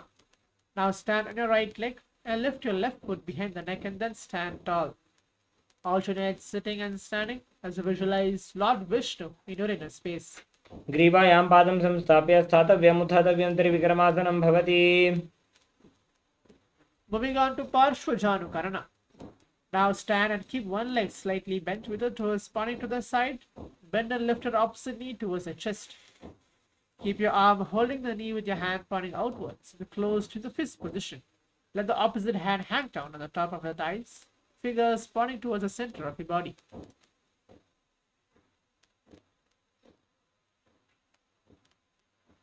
Now we're going to repeat the set of asanas which we did a couple of minutes ago, starting off with Tandavasana. You can use the weights to intensify the practice of this posture. On one leg, lower the body to the mat and then stand straight. Lift the raised leg to the opposite thigh as you visualize yourself fiercely dancing as Paramashiva. एकेन पादेन स्थातव्यं ताण्डवासनं भवति. Moving on to Brahmanasana. Now place right foot on the inner left thigh and then stand straight on the mat like a rod. Place your hands by the sides as you visualize yourself being blessed by Lord Brahma. ब्राह्मणासनमावक्षे यत्कृत्वा ब्राह्मणो भवेत्. Moving on to Garudasana 3. Now stand tall and wrap your right leg over and around the left knee. Tuck the right toes on the other side of your left calf. Simultaneously cross the right arm below the left and bring your palms together in Namaskara Mudra, visualizing yourself as Lord Garuda. उत्तानकूर्मपीठं च संहद्गारुडमेव च वातायनं गोमुखं च भारद्वाजं त्रिविक्रमम्. Moving on to Ekapadhasana. Now stand straight on your left leg.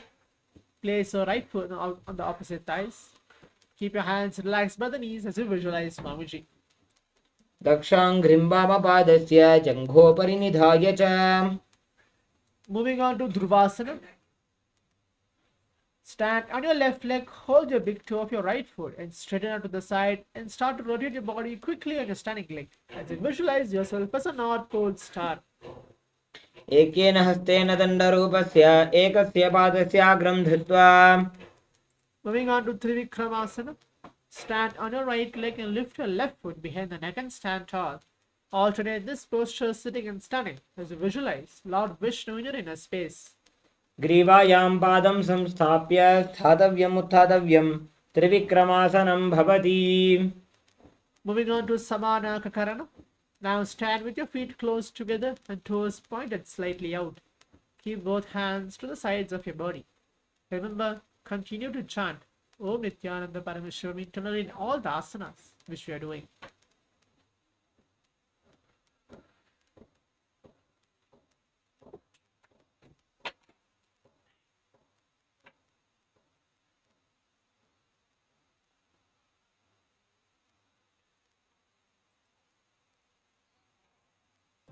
Nityanandam, we are on a mission to revive the Enlightenment civilization.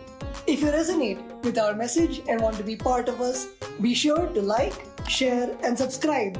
And don't forget to click the bell icon.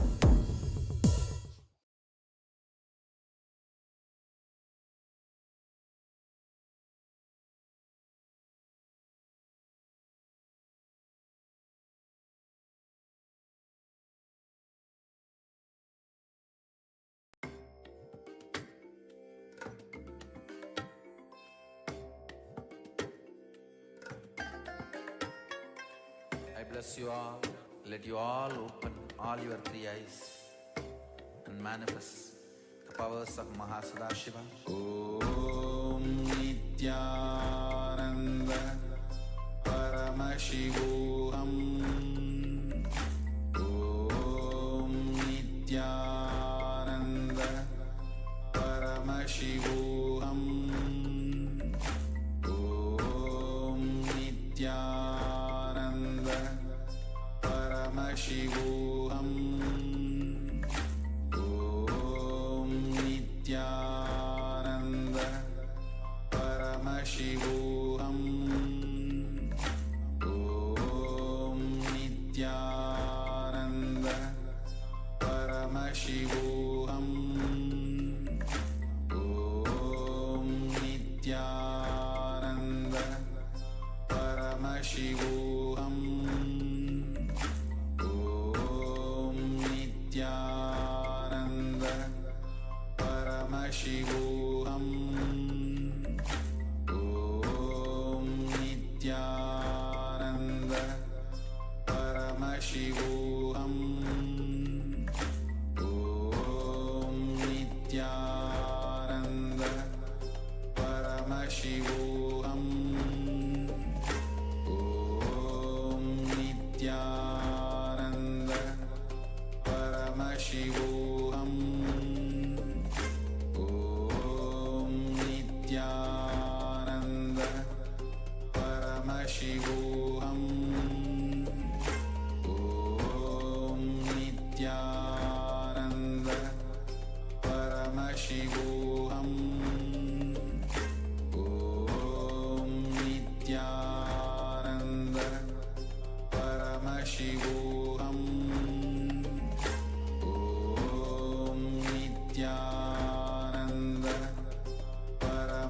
Paramashivoham Om Nityananda Paramashivoham Om Nityananda Paramashivoham Om Nityananda Paramashivoham Om Nityananda Paramashivoham Om Nityananda Paramashivoham Om Nityananda Paramashivoham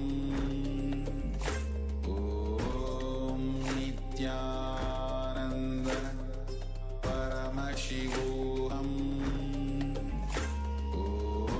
Om Nityananda Paramashivoham Om Nityananda Paramashivoham Om Nityananda Paramashivoham Om Nityananda Paramashivoham Om Nityananda Paramashivoham Om Nityananda Paramashivoham Om Nityananda Paramashivoham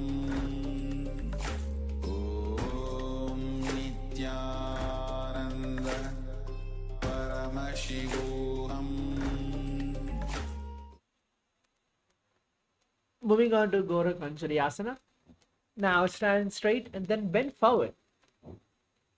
Bring both the hands underneath your knees and make a finger lock. Sit in a squatting posture and then let the finger lock touch your navel. Engage Mula Bandha. Visualize the grid sage. Goraknath. Remember to internally chant a japa. Om Nityananda Paramashivoham. प्रथम हि उभो ये बाहुरी नीचो पुनिहोवे. Moving on to Kanshasana. Now insert your hands between the thighs and the calves and then wrap it around. Squat down and hold your hands behind. Keep your chest upright as you visualize Swamiji. ऊरुमध्याद् हस्तौ निवेश्य नितम्बं धृत्वा पादतलाभ्यां भूमिं वष्टभ्य तिष्ठेत्. काञ्च्यासनं भवति. Moving on to Bhairuvasana. Now bring your feet together and sit in a squatting posture. Hold the hands to the back and sit upright. Gaze at the navel as you visualize Bhagavan Kala Bhairava, the Lord of Time. दोवो पग की थलिया की माहिली core मिलाजी फना पानी उकड़ मोड़ वैसे. Moving on to Varahasana. Now squat all the way down to the ground. Keep your feet together, toes apart. Bring your elbows close to the head. Palms joint over the back, facing downwards in Namaskara Mudra. Gaze to the tip of the nose as you visualize the bow, one of the 10 incarnations of Mahavishnu. पागथरी की माहिली core मिलाजी फना पानी उकड़ बैसे. Moving on to Pripithasana. Now make sure your heels is touching. Bring your hips to the same level as your knees. Let your hands hang down, fingertips touching the mat or the toes in front of you.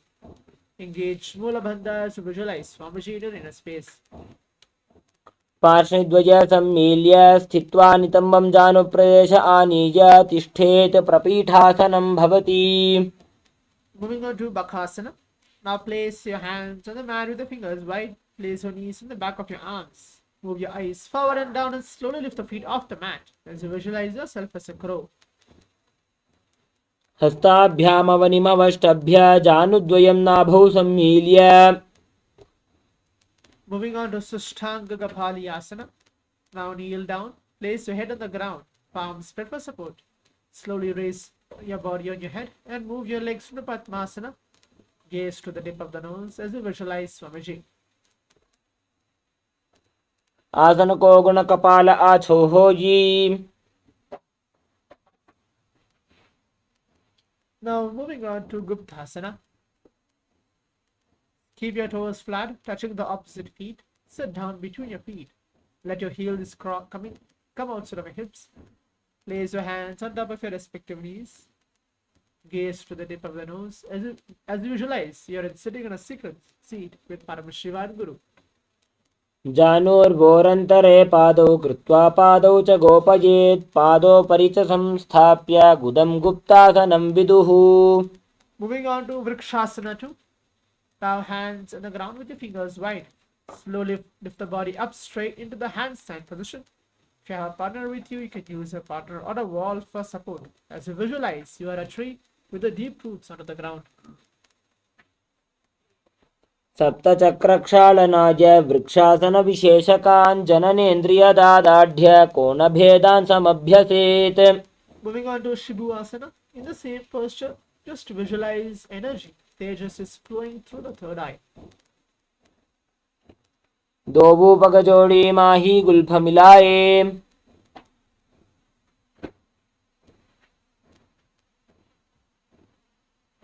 Moving on to Matsyasana 2. From Bakasana, jump your legs back onto the hands and feet, palms by the chest. Body press off the mat. Push your body up and down again and again as you visualize yourself as a fish.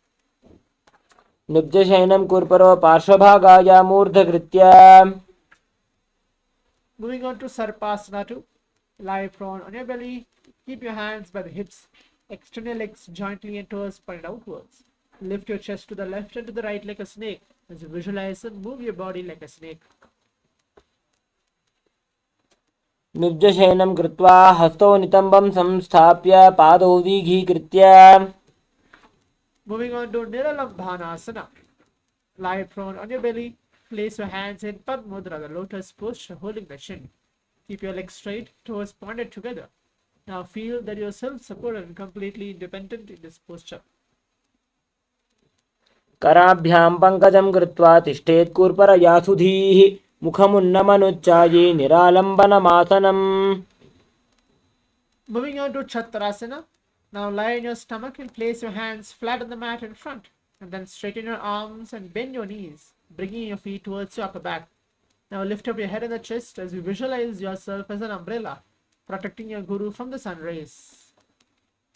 अर्ध्यासनमस्थित्वा हस्ततलाभ्यां भूमिं वष्टभ्य उन्नयात् छत्रासनं भवति.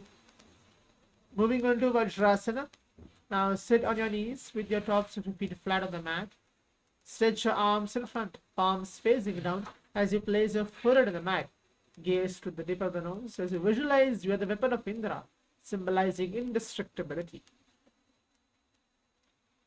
इदानीं गर्भिणीनां योगाभ्यासो यथा लघु सुखप्रसवलाभाय प्रोच्यते प्राक्तने पथि दण्डपद्मभरद्वाज वीरवज्रसमानितो आसनानि सदा कुर्यात् सुदीर्घैरे च पूरकैः.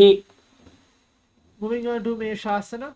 Now push your body up into Gajasana, which is on your hands and the feet with your hips raised.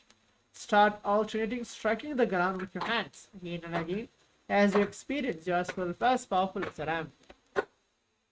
गजासनं संस्थितो एकैकं बाहुं भूमौ ताडयेत् मेषासनं भवति.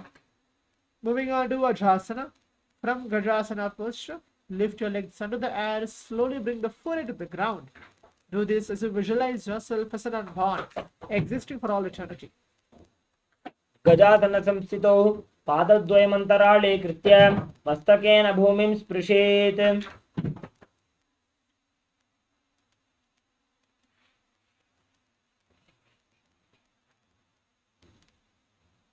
Moving on to Dhanantarasana.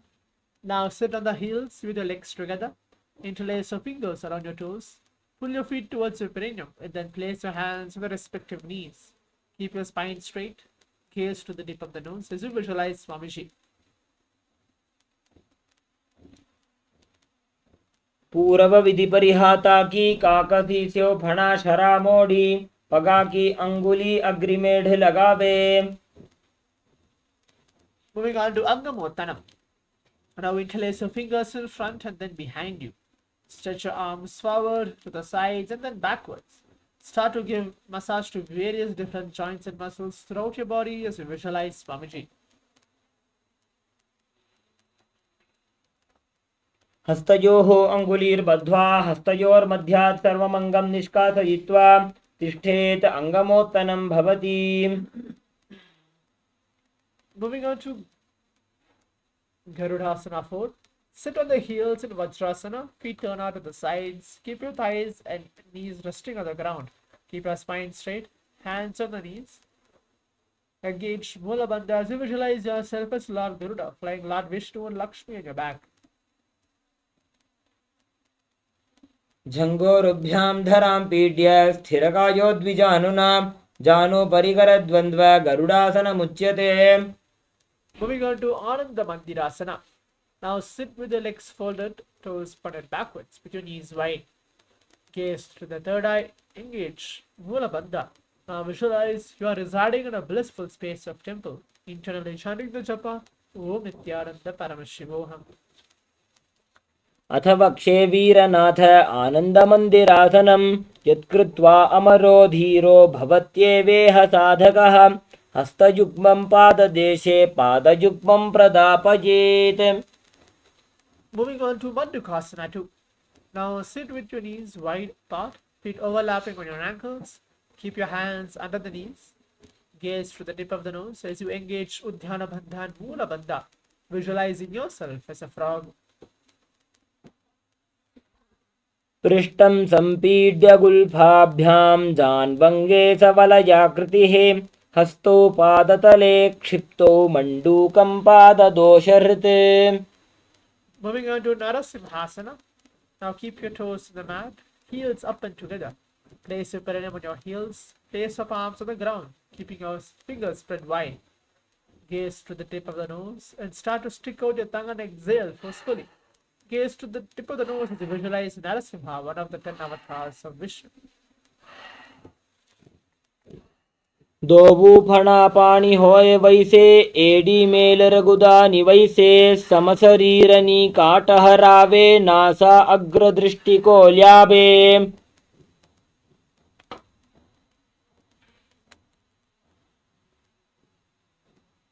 Moving on to Bisrakasana. Now sit on your toes and place your perineum on your heels. Separate the knees sideways and place it on the ground. Now make a hollow of your palms and place it on your mouth. Keep your thumbs under your teeth and close your lips. Gaze to the tip of the nose. Now inhale and exhale as you visualize yourself as a Devi presiding over any, all and municipal fears you have. दोबू पगा की AD Joji गोड़ा फनोवान पुनि होजी गोड़ा जंग अधर करी राखे आडे वाह इसी विधि दाखे. Moving on to Makhadhasana. Now keep your soles together, top of your feet on the ground. Sit on the heels and bend your elbows, bringing your fingers to your armpits. Now start to imitate as if you're a monkey scratching. Gaze to the third eye. Visualize yourself as a playful monkey. दोबू पगथली संपुट आने तिनकी पिष्टि भूमि परिठाने मूलद्वार एड्यां परिल्यावे मूडा हाथ ऊंचा टहरावे दोबू करकी अंगुरी जोबू बतखनी आनी लगावे सोबू. Moving on to Vajrasankharasana. Now stand on your toes. Keep your soles of the feet together. Sit on the heels. Keep your knees wide. Hold your elbows behind your back. Gaze to the tip of the nose as you engage Mula Bandha, embodying like a diamond-like strength for yourself and for the Sangha, the spiritual community.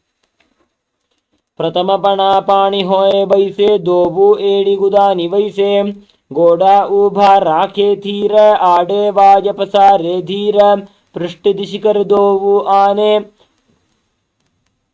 तिनके जुगत ऐसे विधि ठाने. Moving on to Kanchanasana. Keep your toes down, ankles crossed behind, and sit on the heels. Place your palms on the mat by your sides. As you engage Dhyana Bandha and Mula Bandha, visualizing you are having perfect health, yet all physical and mental ailments. खञ्जनासनमा वक्षे यत्कृत्वा सुस्थिरो भवेत् पृष्ठे पादद्वयं बद्ध्वा हस्तौ भूमौ प्रधारयेत् भूमो हस्तद्वयं नाथ पातयित्वा नीलं पिबेत् पृष्ठे पादद्वयं बद्ध्वा खञ्जनेन जयी भवेत्. Moving on to Kurmasana, with your toes flat, cross your feet and place your perineum at back of your heels. Keep your knees wide and rest your hands with the respective knees as you visualize you're a turtle. गुल्भौ च वृषणस्याधो व्युत्क्रमेण समाहितौ ऋजुकाय शिरो ग्रीवं कूर्मासनमितीरितम्. Moving on to Yogasana, with your toes flat, cross your feet and place your perineum at back of your heels. Gaze to the tip of the nose as you visualize Swamiji. गुदं नियम्य गुल्फाभ्यां व्युत्क्रमेण समाहितः योगासनं भवेदेतत् इति योगविदो विदुः. Moving on to Vijhogasana. Now stand on your knees and cross your ankles behind. Keep your feet near opposite knees. Hold your calves with the fingers inside and thumbs outside. Gaze to the third eye as you visualize you are in the space of eternal oneness, Advaita, with your Guru, Swamiji. गोड़ा वामो उबोहो जी गोड़ा आड़ा राखे दो जी दछि पाद की पाणी रहावे फणो वाम गोड़ा ढिगिल्यावे. Moving on to Ustrasana 2. Now in the same kneeling position, bend backward and hold your ankles with your hands. Keep the arms straight. Push your hip forward and tilt your head back. Engage Mula Bandha as you visualize yourself as a camel. मेरुदण्डग्रन्थिदाढ्य सम्पिपादयिषुः पुमान् कपोतोष्ट्रासनाभ्यास कुर्यान्मितहिताशनः. Moving on to Jatyasana 2. With your heels together and hands on the soles of your feet, slowly lean back. Bring your elbows down to the mat and place the back of your head on the mat. Gaze to the tip of the nose. Perform Mula Bandha as you experience yourself as a lotus blooming in this posture. दोवो एडी संपुट करे सोले मूल द्वारितरिधरे फना पानी उकड़ होए बैसे बहुरी पिष्टि दिशि करे जो ऐसे. Moving on to Virathasana.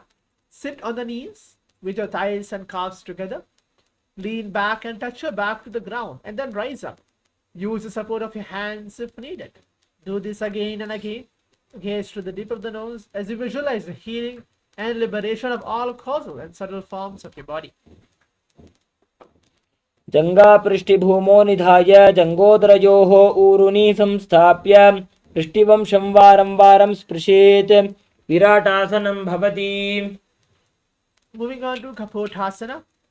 From Virathasana, raise the hips higher. Bring your forearms on the mat and then hold the back of your heels. Bring the head in between the feet as you visualize yourself as a beautiful dove.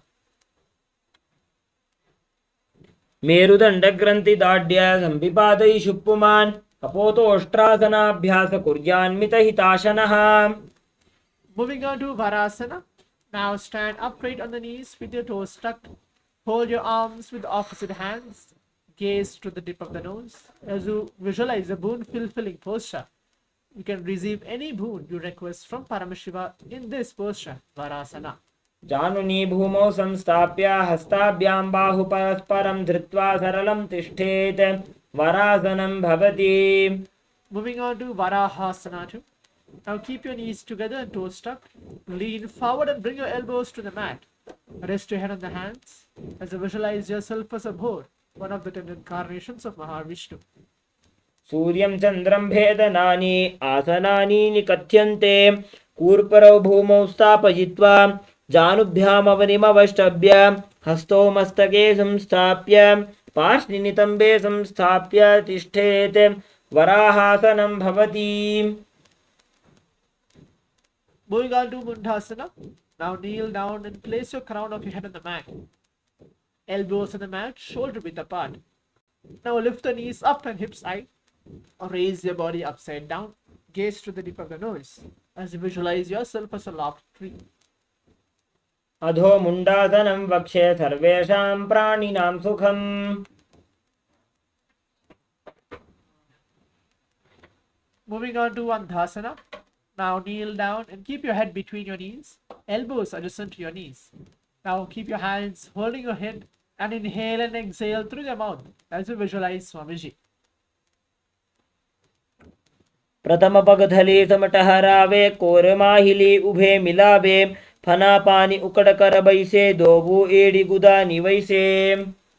Moving on to Viparita Shalabhasana. Now lie on your belly, keep your arms extended straight out. Lift your thighs, arms and chest off the ground as you visualize yourself as a locust. शलभासन भेदाश्च नटभेरुण्ड नामके गण्डभेरुण्ड सहिते शीर्षदण्डासनं तथा.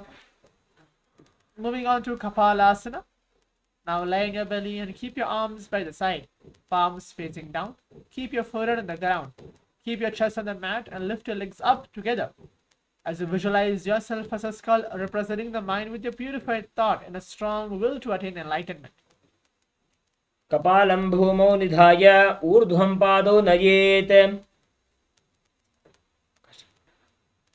Moving on to Akasha Kapothasana. Now lie on your stomach and hands by the sides. Lift your legs up over your head and slowly place your feet on the mat in front of your head. Keep your palms flat on the mat behind as you visualize yourself as a free and open dove. उष्ट्रासने स्थित्वा चरणौ भूमेरुत्थाप्य मस्तकोपरि नीत्वा. Moving on to Chatakasana. Now sit on your knees. Bring the chest down so the navel touches your knees. Keep your hands flat on the mat and forearms on the ground. Be steady in this posture as you visualize yourself as a sparrow. कूर्परपर्यन्तौ हस्तौ धरामवष्टभ्य जानुनीनाभौ सङ्कुञ्च्य तिष्ठेत् चटकासनं भवति. Moving on to Vrishchikasana 2. Now kneel down and place your hands and elbows on the mat. Raise your legs and bend your back to touch your feet by your head. Lift your chin and hold as you visualize yourself as a scorpion. विच्छेव पुच्छप्रतिमाङ्घ्रिपार्श्वे धृत्वा स्वशीर्षे चिबुकं विधार्यकौ. Moving on to Vrishasana. Now place your perineum down on your right heel. Keep your left foot outside of your hip. Place your hands on the mat. Now let's perform the Antaranga Pranayama as you engage Mula Bandha, visualizing yourself as a bull. याम्यगुल्फे पादमूले वामभागे पदेतरं विपरीतं स्पृशेत् भूमिं वृषासनमिदं भवेत्. Moving on to Lolasana. From a kneeling position, place your hands flat on the mat in front of you. Lift the knees off the ground and cross your toes of your left foot over top the right. Get your balance above the mat as you visualize Swamiji. लोलासनं सदा कुर्यात् वायुलोलापघातनात्. Now let's repeat Vrishasana on the other side as you place your perineum down on your left heel. Keep your left foot outside of your hip as you visualize yourself as a bull performing Antaranga Pranayama. याम्यगुल्फे पादमूले वामभागे पदेतरं विपरीतं स्पृशेत् भूमिं वृषासनमिदं भवेत्. Moving on to Balagunasana. Now place your left toes on the ground and sit on your heel of your left foot. Place your right foot flat on the ground with your knee raised towards your chest. Place your palms on your respective knees. Maintain an upright position. Engage Mula Bandha as you visualize Balagunahai, one of the 80 Siddhas in your inner space. आसन को गुण जल विकार जायी. Moving on to Grihasana. Now squat with your feet flat on the mat. Bring your elbows under your thighs and wrap your hands around your shins. Hold onto your ankles from the outside as you visualize yourself as an entire planet in this posture. पादतले भूमौ संस्थाप्य जानुमध्ये कूर्परौ स्थाप्य हस्ताभ्यां गुल्फप्रदेशो धृत्वा तिष्ठेत् ग्रहासनं भवति. Now repeating the Balagunasana on the other side as you place your right toe on the ground and sit on the heel of your right foot. Place your left foot flat on the ground with your knee raised towards your chest. Place your palms on your respective knees. Maintain an upright position as you visualize Balagunahai, one of the 80 Siddhas in your inner space. आसन को गुण जल विकार जायी. Moving on to Utkatasana. If you have weights, you can use the weights to intensify the practice of this posture. Now squat on your toes with your heels up and knees off the mat. Place your perineum on your heels and place your hands on the respective knees. Keep your spine straight as you visualize Swamiji. युजास्पिजोस्ति यत ऊर्वजानो यत्रासने पादतलद्वयोपरि. Moving on to Vajra Sankarasana 2. Sit on your toes with your perineum on your heels and soles together. Keep your knees wide and off the ground. Hold the opposite elbows behind your back. Engage Mula Bandha as you visualize Swamiji internally chanting the japa Om Nityananda Paramashivoham. प्रथम पनापाणी होए जैसे दोबू एड़ी गुदा निवैसे गोडा उभा राखे थीय आड़े वाय पसारे धीर पृष्ठ दिशि दोबू कर आने तिनकी जुगत ऐसे विधि ठाने. Moving on to Anilasana. Now squat or sit with your feet width apart. Place your hands under your soles of your feet from the inside, palms facing down. Keep your arms straight, elbows close to your navel. Gaze to the tip of the nose as you perform Mula Bandha, visualizing you are able to consume and live off and alone. दोबू हाथ भूमि परिठाने कहुनी जाड़िना भी लग आने फणा दोबू ऐसे विधि करे पिष्टि हथेलियां की परिधरे. Moving on to Padukasana. Now place back of your hands on the mat with your fingers facing towards your body.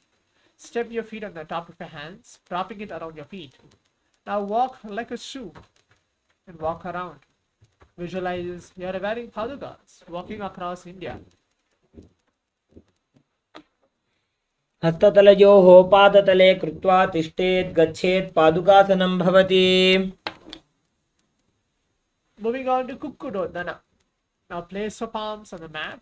Raise both the feet upwards onto the air and let them fall back down. Do this again and again as you visualize yourself as a rooster. हस्ततले भूमौ कृत्वा पादतले च ऊर्ध्वमुड्डानं कृत्वा भूमौ पतेत्. Moving on to Viparita Nrittasana. Now place your hands on the mat and raise your legs upwards into the handstand position. Move around on two hands dancing as you visualize yourself becoming free from all inhibitions. हस्ततलाभ्यां भूमिं वष्टभ्य ऊर्ध्वपादाग्रे कुर्वन्. Moving on to Kuncharasana. Now separate your feet and place one palm down on the mat with your arms straight. Bring your opposite hand to the head and be stable as you visualize Swamiji. अथ वक्षे महादेव कुञ्जरासनमुत्तमं करेणैकेन पादाभ्यां भूमौ तिष्ठेत् शिरःकरः. Moving on to Kuncharasana on the other side, as you again separate your feet and place one palm down on the mat with your arms straight. Bring the opposite hand to the head and be stable as you visualize Swamiji. अथ वक्षे महादेव कुञ्जरासनमुत्तमं करेणैकेन पादाभ्यां भूमौ तिष्ठेत् शिरःकरः.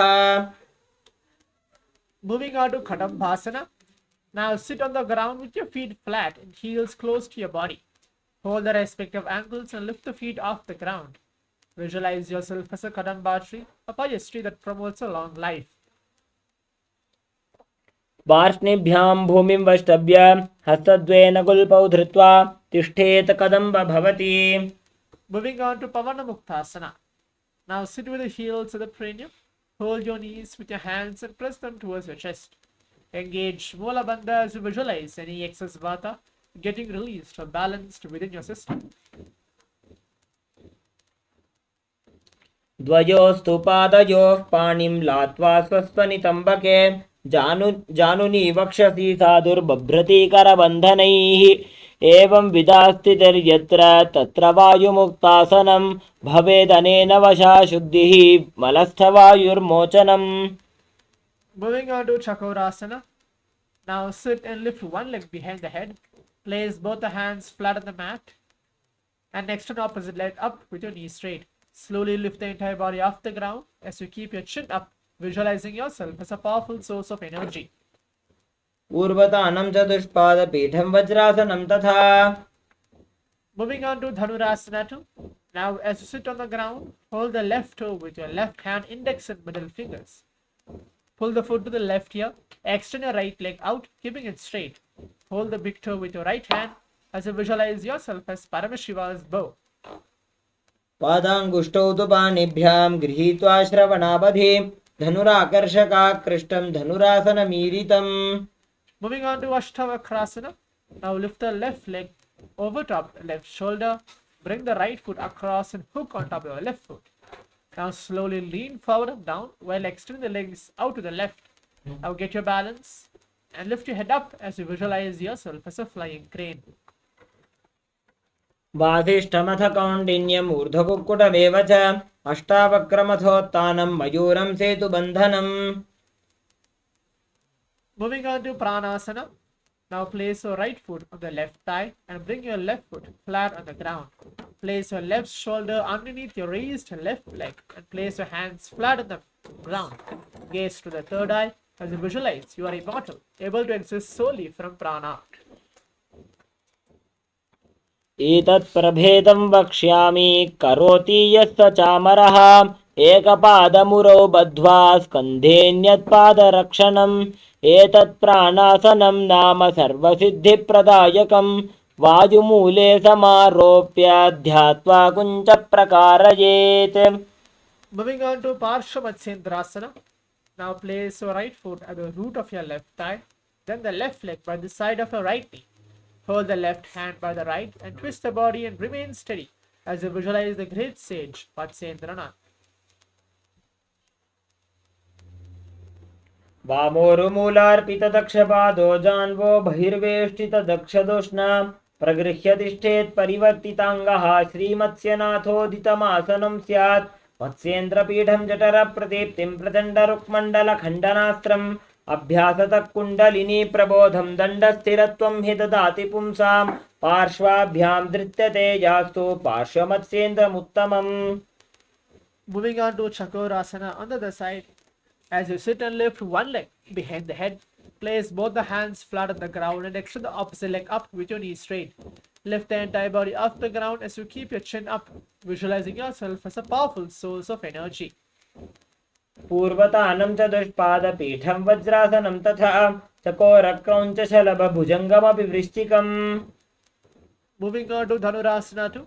As you sit on the ground, hold the right toe with the index and middle fingers and pull the foot to the right ear. Extend the left leg out, holding the foot with the left hand as you visualize yourself as Paramashiva's bow. पादाङ्गुष्ठौ तु पाणिभ्यां गृहीत्वा श्रवणावधि धनुराकर्षकाकृष्टं धनुरासनमीरितम्. Moving on to Ashtavakrasana. Now lift your right leg over top of your right shoulder. Bring your left foot across and hook on top of your right foot. Slowly lean forward and down while extending the legs out to the right. Lift up your head and the chest and find your balance as you visualize yourself as a flying crane. वासिष्ठमथ कौण्डिन्यम् ऊर्ध्वकुक्कुटमेव च अष्टावक्रमथोत्थानं मयूरं सेतुबन्धनम्. Moving on to Pranasana. Now place your right foot on the left thigh and bring the left foot flat on the ground. Place your left shoulder underneath the raised left leg and then place your hands flat on the ground. Gaze to the third eye as you visualize you are immortal, able to exist solely from prana. एतत् प्रभेदं वक्ष्यामि करोति यस्य चामरः एकपादमुरौ बद्ध्वा स्कन्धेऽन्यत्पादरक्षणम्. एतत् प्राणासनं नाम सर्वसिद्धिप्रदायकं वायुमूले समारोप्य ध्यात्वा कुञ्चप्रकारयेत्. Moving on to Parshvamatsendrasana. Now place your right foot at the root of your left thigh, then the left leg by the side of your right knee. Hold the left leg by the right hand and twist the body and remain steady as you visualize the great sage Matsyendranath. वामोरुमूलार्पितदक्षपादो जान्वो बहिर्वेष्टितदक्षदोष्णा प्रगृह्य तिष्ठेत् परिवर्तिताङ्गः श्रीमत्स्यनाथोदितमासनं स्यात्. मत्स्येन्द्रपीठं जठरप्रदीप्तिं प्रचण्डरुक्मण्डलखण्डनास्त्रम् अभ्यासतः कुण्डलिनी प्रबोधं दण्डस्थिरत्वं हि ददाति पुंसां पार्श्वाभ्यां धृत्यते यास्तु पार्श्वमत्स्येन्द्रमुत्तमम्. Moving on to Ardha Paschimottanasana. Now keep one leg straight and press your perineum with the other heel. Move your chest forward and down, hold your foot from the top and bring your head towards the knee as you visualize Swamiji. एकं पादं प्रसाद्य एकं पादस्य पार्श्विना सीवने सम्पीड्य हस्तद्वयेन प्रसारितपादाङ्गुष्ठं धृत्वा मस्तकोपरि जानोपरि मस्तकं न्यसेत्. Moving on to Crouch Asana. Now place your left ankle outside of hip. Hold the sole of your right foot and lift the leg up towards your forehead. Keep your knees straight. Gaze to the tip of the nose as you visualize yourself as a crane. उत्तानपादं क्रौञ्चं च मरीचिं वीरभद्रकं नटराजं त्रिकोणं च सुप्ताङ्गुष्ठप्रसारणे. We're going to repeat the Ardha Paschimottanasana on the other side as you keep your one leg straight and press your perineum with the other heel. Move your chest forward and down as you hold your toes and bring your head towards the knee, visualizing Swamiji. एकं पादं प्रसार्य एकं पादस्य पार्श्विनासीवनी सम्पीड्य हस्तद्वयेन प्रसारितपादाङ्गुष्ठं धृत्वा जानोपरि मस्तकं न्यसेत्. अर्धपश्चिमतानं भवति. Moving on to Crouchasana. As you place your right ankle outside of your hip, hold the sole of your left foot and lift the leg up towards your forehead as you're visualizing yourself as a crane. उत्तानपादं क्रौञ्चं च मरीचिं वीरभद्रकं नटराजं त्रिकोणं च सुप्ताङ्गुष्ठप्रसारणे. Moving on to Swastikasana. Sit with the soles between the thighs and the calves. Keep your spine straight, palms resting on top of your respective knees. Engage Mula Bandha, gaze to the tip of the nose, embodying peace, well-being, good fortune and prosperity, internally chanting the japa Om Nityananda Paramashivoham in Swastikasana. जानोर्भोरन्तरे सम्यक् कृत्वा पादतले उभे ऋजुकाय समासीन स्वस्तिकं तत्प्रचक्षते. Moving on to Gorakshasana. Now keep your feet in the same position. Cover your heels with your respective hands. Tuck the chin to the chest as we perform Jalandhara Bandha and Mula Bandha. Gaze to the tip of the nose as you visualize the great sage, Goraknath. जानोर्भोरन्तरे पादौ उत्तानो व्यक्तसंस्थितौ गुल्फौ छाच्छाद्य हस्ताभ्याम् उत्तानाभ्यां प्रयत्नतः कण्ठसङ्कोचनं कृत्वा नासाग्रमवलोकयेत्. गोरक्षासनमित्याहुर्योगीनां सिद्धिकारणम्. Moving on to Bhagasana 2. Now bring the left heel to the perineum, right foot on the left thigh. Close your eyes. Now entering into the Shanmukhi Mudra as we're going to perform Shanmukhi Mudra to this asana. The first step is close your eyes with the index fingers, nose with the middle fingers, mouth with the ring and little fingers, and ears with a thumb. Gaze to the third eye as you visualize and meditate on the Lord Arihanta, the enlightened one, internally chanting the japa Om Nityananda Paramashivoham. वामपार्ष्णो गुदं संस्थाप्य दक्षाङ्घ्रिवामजघने मध्यमातर्जन्यङ्गुष्ठैः नासादृष्टिश्रुतिक्रमैः छाद्यापेज्जिनं भ्रुविर्मनोलात्वा स्थिरं मनः. एवं विधासनं यत्र तत्र साधो भगासनम्. Moving on to Yogasana 2. Now place your feet on top of the opposite knees and place your hands on the ground beside you, palms facing up. Keep your spine straight. Gaze to the tip of the nose as you visualize Swamiji. उत्तानो चरणो कृत्वा संस्थाप्योपरि जानुनोः आसनोपरि संस्थाप्य चोत्तानं करयुग्मकम्. Moving on to Urdhva Kukkutasana. Now from Padmasana, place your palms flat on the mat. Now press your hands onto the mat and lift the knees off the ground. Get your balance as you visualize yourself as a rooster. ऊर्ध्वकुक्कुटवासिष्ठमरीचिहलमत्स्यकम्. Moving on to Siddha Haritali Asana. Now insert both the hands through the knees and place them on the mat. In this posture, avoid lifting the body up. Just stay seated. Gaze to the tip of the nose as you visualize Swamiji. प्रथम पद्मासन को करे हस्तुदो वो गोड़ासंधितरे उभय हथेले भूधरि राखे पोछा गोड़ासंधि में दाखे. Moving on to Hamsasana. Now place your hands to the mat through the gap of the calves and the thighs. Lift your thighs up to the shoulder level. Stay above the mat. Gaze to the tip of the nose as you visualize yourself as an elegant swan. कुक्कुटासने स्थित्वा स्कन्धपर्यन्तं मूरुनि नीत्वा Moving on to Karmukasana. From Padmasana, again place your hands between the thighs and the calves. While sitting, reach your hands behind the body. Interlace your fingers, bring your forehead to the floor.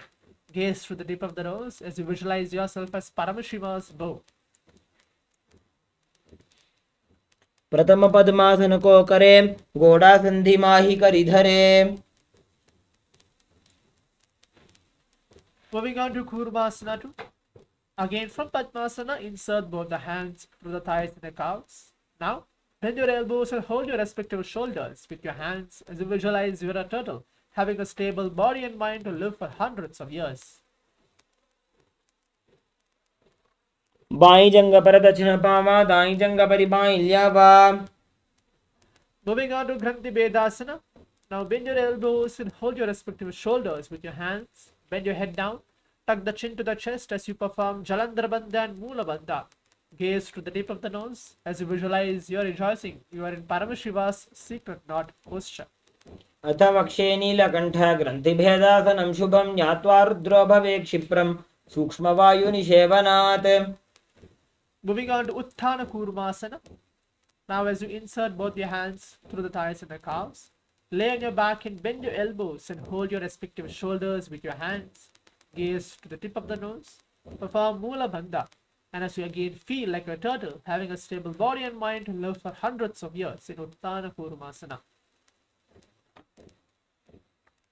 Kukkutasana बन्धस्थं कराभ्यां धृतकन्धरं पीठं कूर्मवदुत्थानमेतदुत्थान कूर्मकम्. Moving on to Pangu Kukutasana. Now place both the hands through the gap of the thighs and the calves. Place one hand flat on the mat and hold its wrist with the other hand. Lift the body up and hold as you visualize yourself as a rooster. Kukkutasana स्थित्वा एकेन हस्तेन अन्यसं निबन्धं धृत्वा. Moving on to repeated posture of Pangu Kukutasana. Do this again as you're visualizing yourself as a rooster. Kukkutasana स्थित्वा एकेन हस्तेन अन्यसं निबन्धं धृत्वा. Moving on to Gridhasana. From Padmasana, place your elbows on your toes and interlace your fingers. Rest your chin on your knuckles. Press your thumbs against your throat. Perform Moola Bandha as you visualize you have gone beyond all the greed and covetous in this posture. जानोर्घोरन्तरे पादौ उत्तानौ व्यक्तसंस्थितौ गुल्फौ छाच्छाद्य हस्ताभ्याम् उत्तानाभ्यां प्रयत्नतः. Moving on to Padmasana 3. From Padmasana, hold one hand over the other with your palms facing upwards. Keep your spine straight. Perform all three bandhas, Mahamudra Bandha. Gaze to the tip of the nose as you visualize Swamiji, internally chanting the japa Om Nityananda Paramashivoham. उत्तानौ चरणौ विधाय विधिवत् शक्तिस्थितो योगिरात्. Moving on to Padmasana 4. Place your palms on top of your respective knees. Keep your spine straight. Gaze to the tip of the nose, visualizing Paramashiva in your inner space. एतत् पद्मासनं कुर्यात् प्राणवायु प्रसिद्धये शुभासनं सदा ध्यायेत् पूरयित्वा पुनः पुनः ऊरुमूले वामपादं पुनस्तद्दक्षिणं पदं वामोरिष्टापजित्वा च पद्मासनमिति स्मृतम्. Moving on to Karmukasana 2. From Padmasana, hook your right hand, index and middle fingers in Prana Mudra around your right toes. Now lift your elbow as if you're pulling a bow and move your big toe around. Now place your left hand on the opposite knee, the respective knee, and keep it straight. Repeat this on the other side as you visualize yourself as Paramashiva's bow in this posture. अथान्यासनमावक्ष्ये योगपूरकरक्षणात् कृत्वा पद्मासनं पाद अङ्गुष्ठजङ्घयो स्थितं हस्तमेकं तु जङ्घाय कार्मुकं कूर्परोर्धकं पद्मासने समाधाय अङ्गुष्ठं परिधावयेत्. Moving on to Karmukasana 3. From Padmasana, cross your arms behind your back and hold your big toes in Prana Mudra. Now inhale as you perform all three bandhas, Mahamudra Bandha together. Gaze to the tip of the nose and continue to visualize yourself as Paramashiva's bow. कार्मुकासनमाक्षित्य उदरे पूरयेत् सुखं तदवायुर्वसो जाति कालेन सूक्ष्मवायुना कृत्वा पद्मासनं मन्त्री वेष्टजित्वा प्रधारयेत् करेण दक्षिणो नैव वामपादान्तिकं ततम्. Moving on to Dhrudhasana. Maintain the Karmukhasana 3 posture.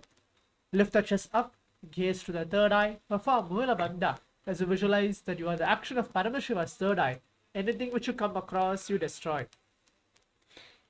ऊरुभ्यामुपरि स्थाप्य पादयुग्मं प्रयत्नतः दक्षिणं सव्यदेशे च सव्यं दक्षिणदेशके करद्वयं पृष्ठदेशे परिवर्त्य प्रयत्नतः पादाङ्गुष्ठयुगं सम्यक् कराभ्यां सन्निगृह्य च.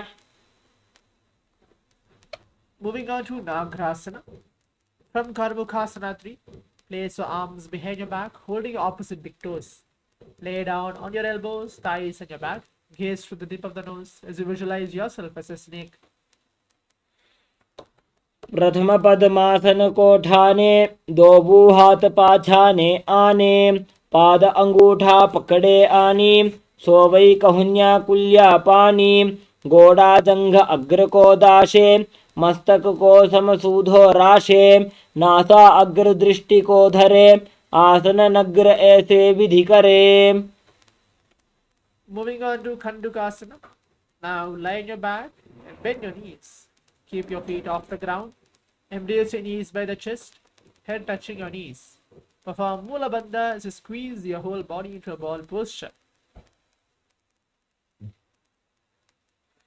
वेत्रासने स्थित्वा हस्तपादान् निष्कुष्य ऊर्ध्वं नयेत् पृष्ठवंशेन भूमिं पोथयेत् कन्दुकासनं भवति. Moving on to Urdhva Pavanasana. Now lay on your back and keep your knee raised together. Keep your feet flat on the ground, hands interlocked under your head. Gaze to the tip of the nose, visualizing Swamiji internally chanting the japa Om Nityananda Paramashivoham. प्रथमे सूधो San करावे गोड़ा उभा राशि मिलावे Gulf माहिला अंगुष्ट doji करे एक समेल रसोजी उभय हस्त कांकसी करे सोले मस्तक नीचे धरे नासा अग्र दृष्टि टहरावे यातई नाड़ी सरल तपावे. Moving on to Marakata Pithasana. Now lay on your back and bend your knees and keep your feet flat on the mat. Place an upturned palms under your heels. Slowly lift your hips up. Perform Jalandhara Bandha and Mula Bandha. And you want to perform the Murcha Pranayama as well, as you visualize yourself as a powerful alpha ape.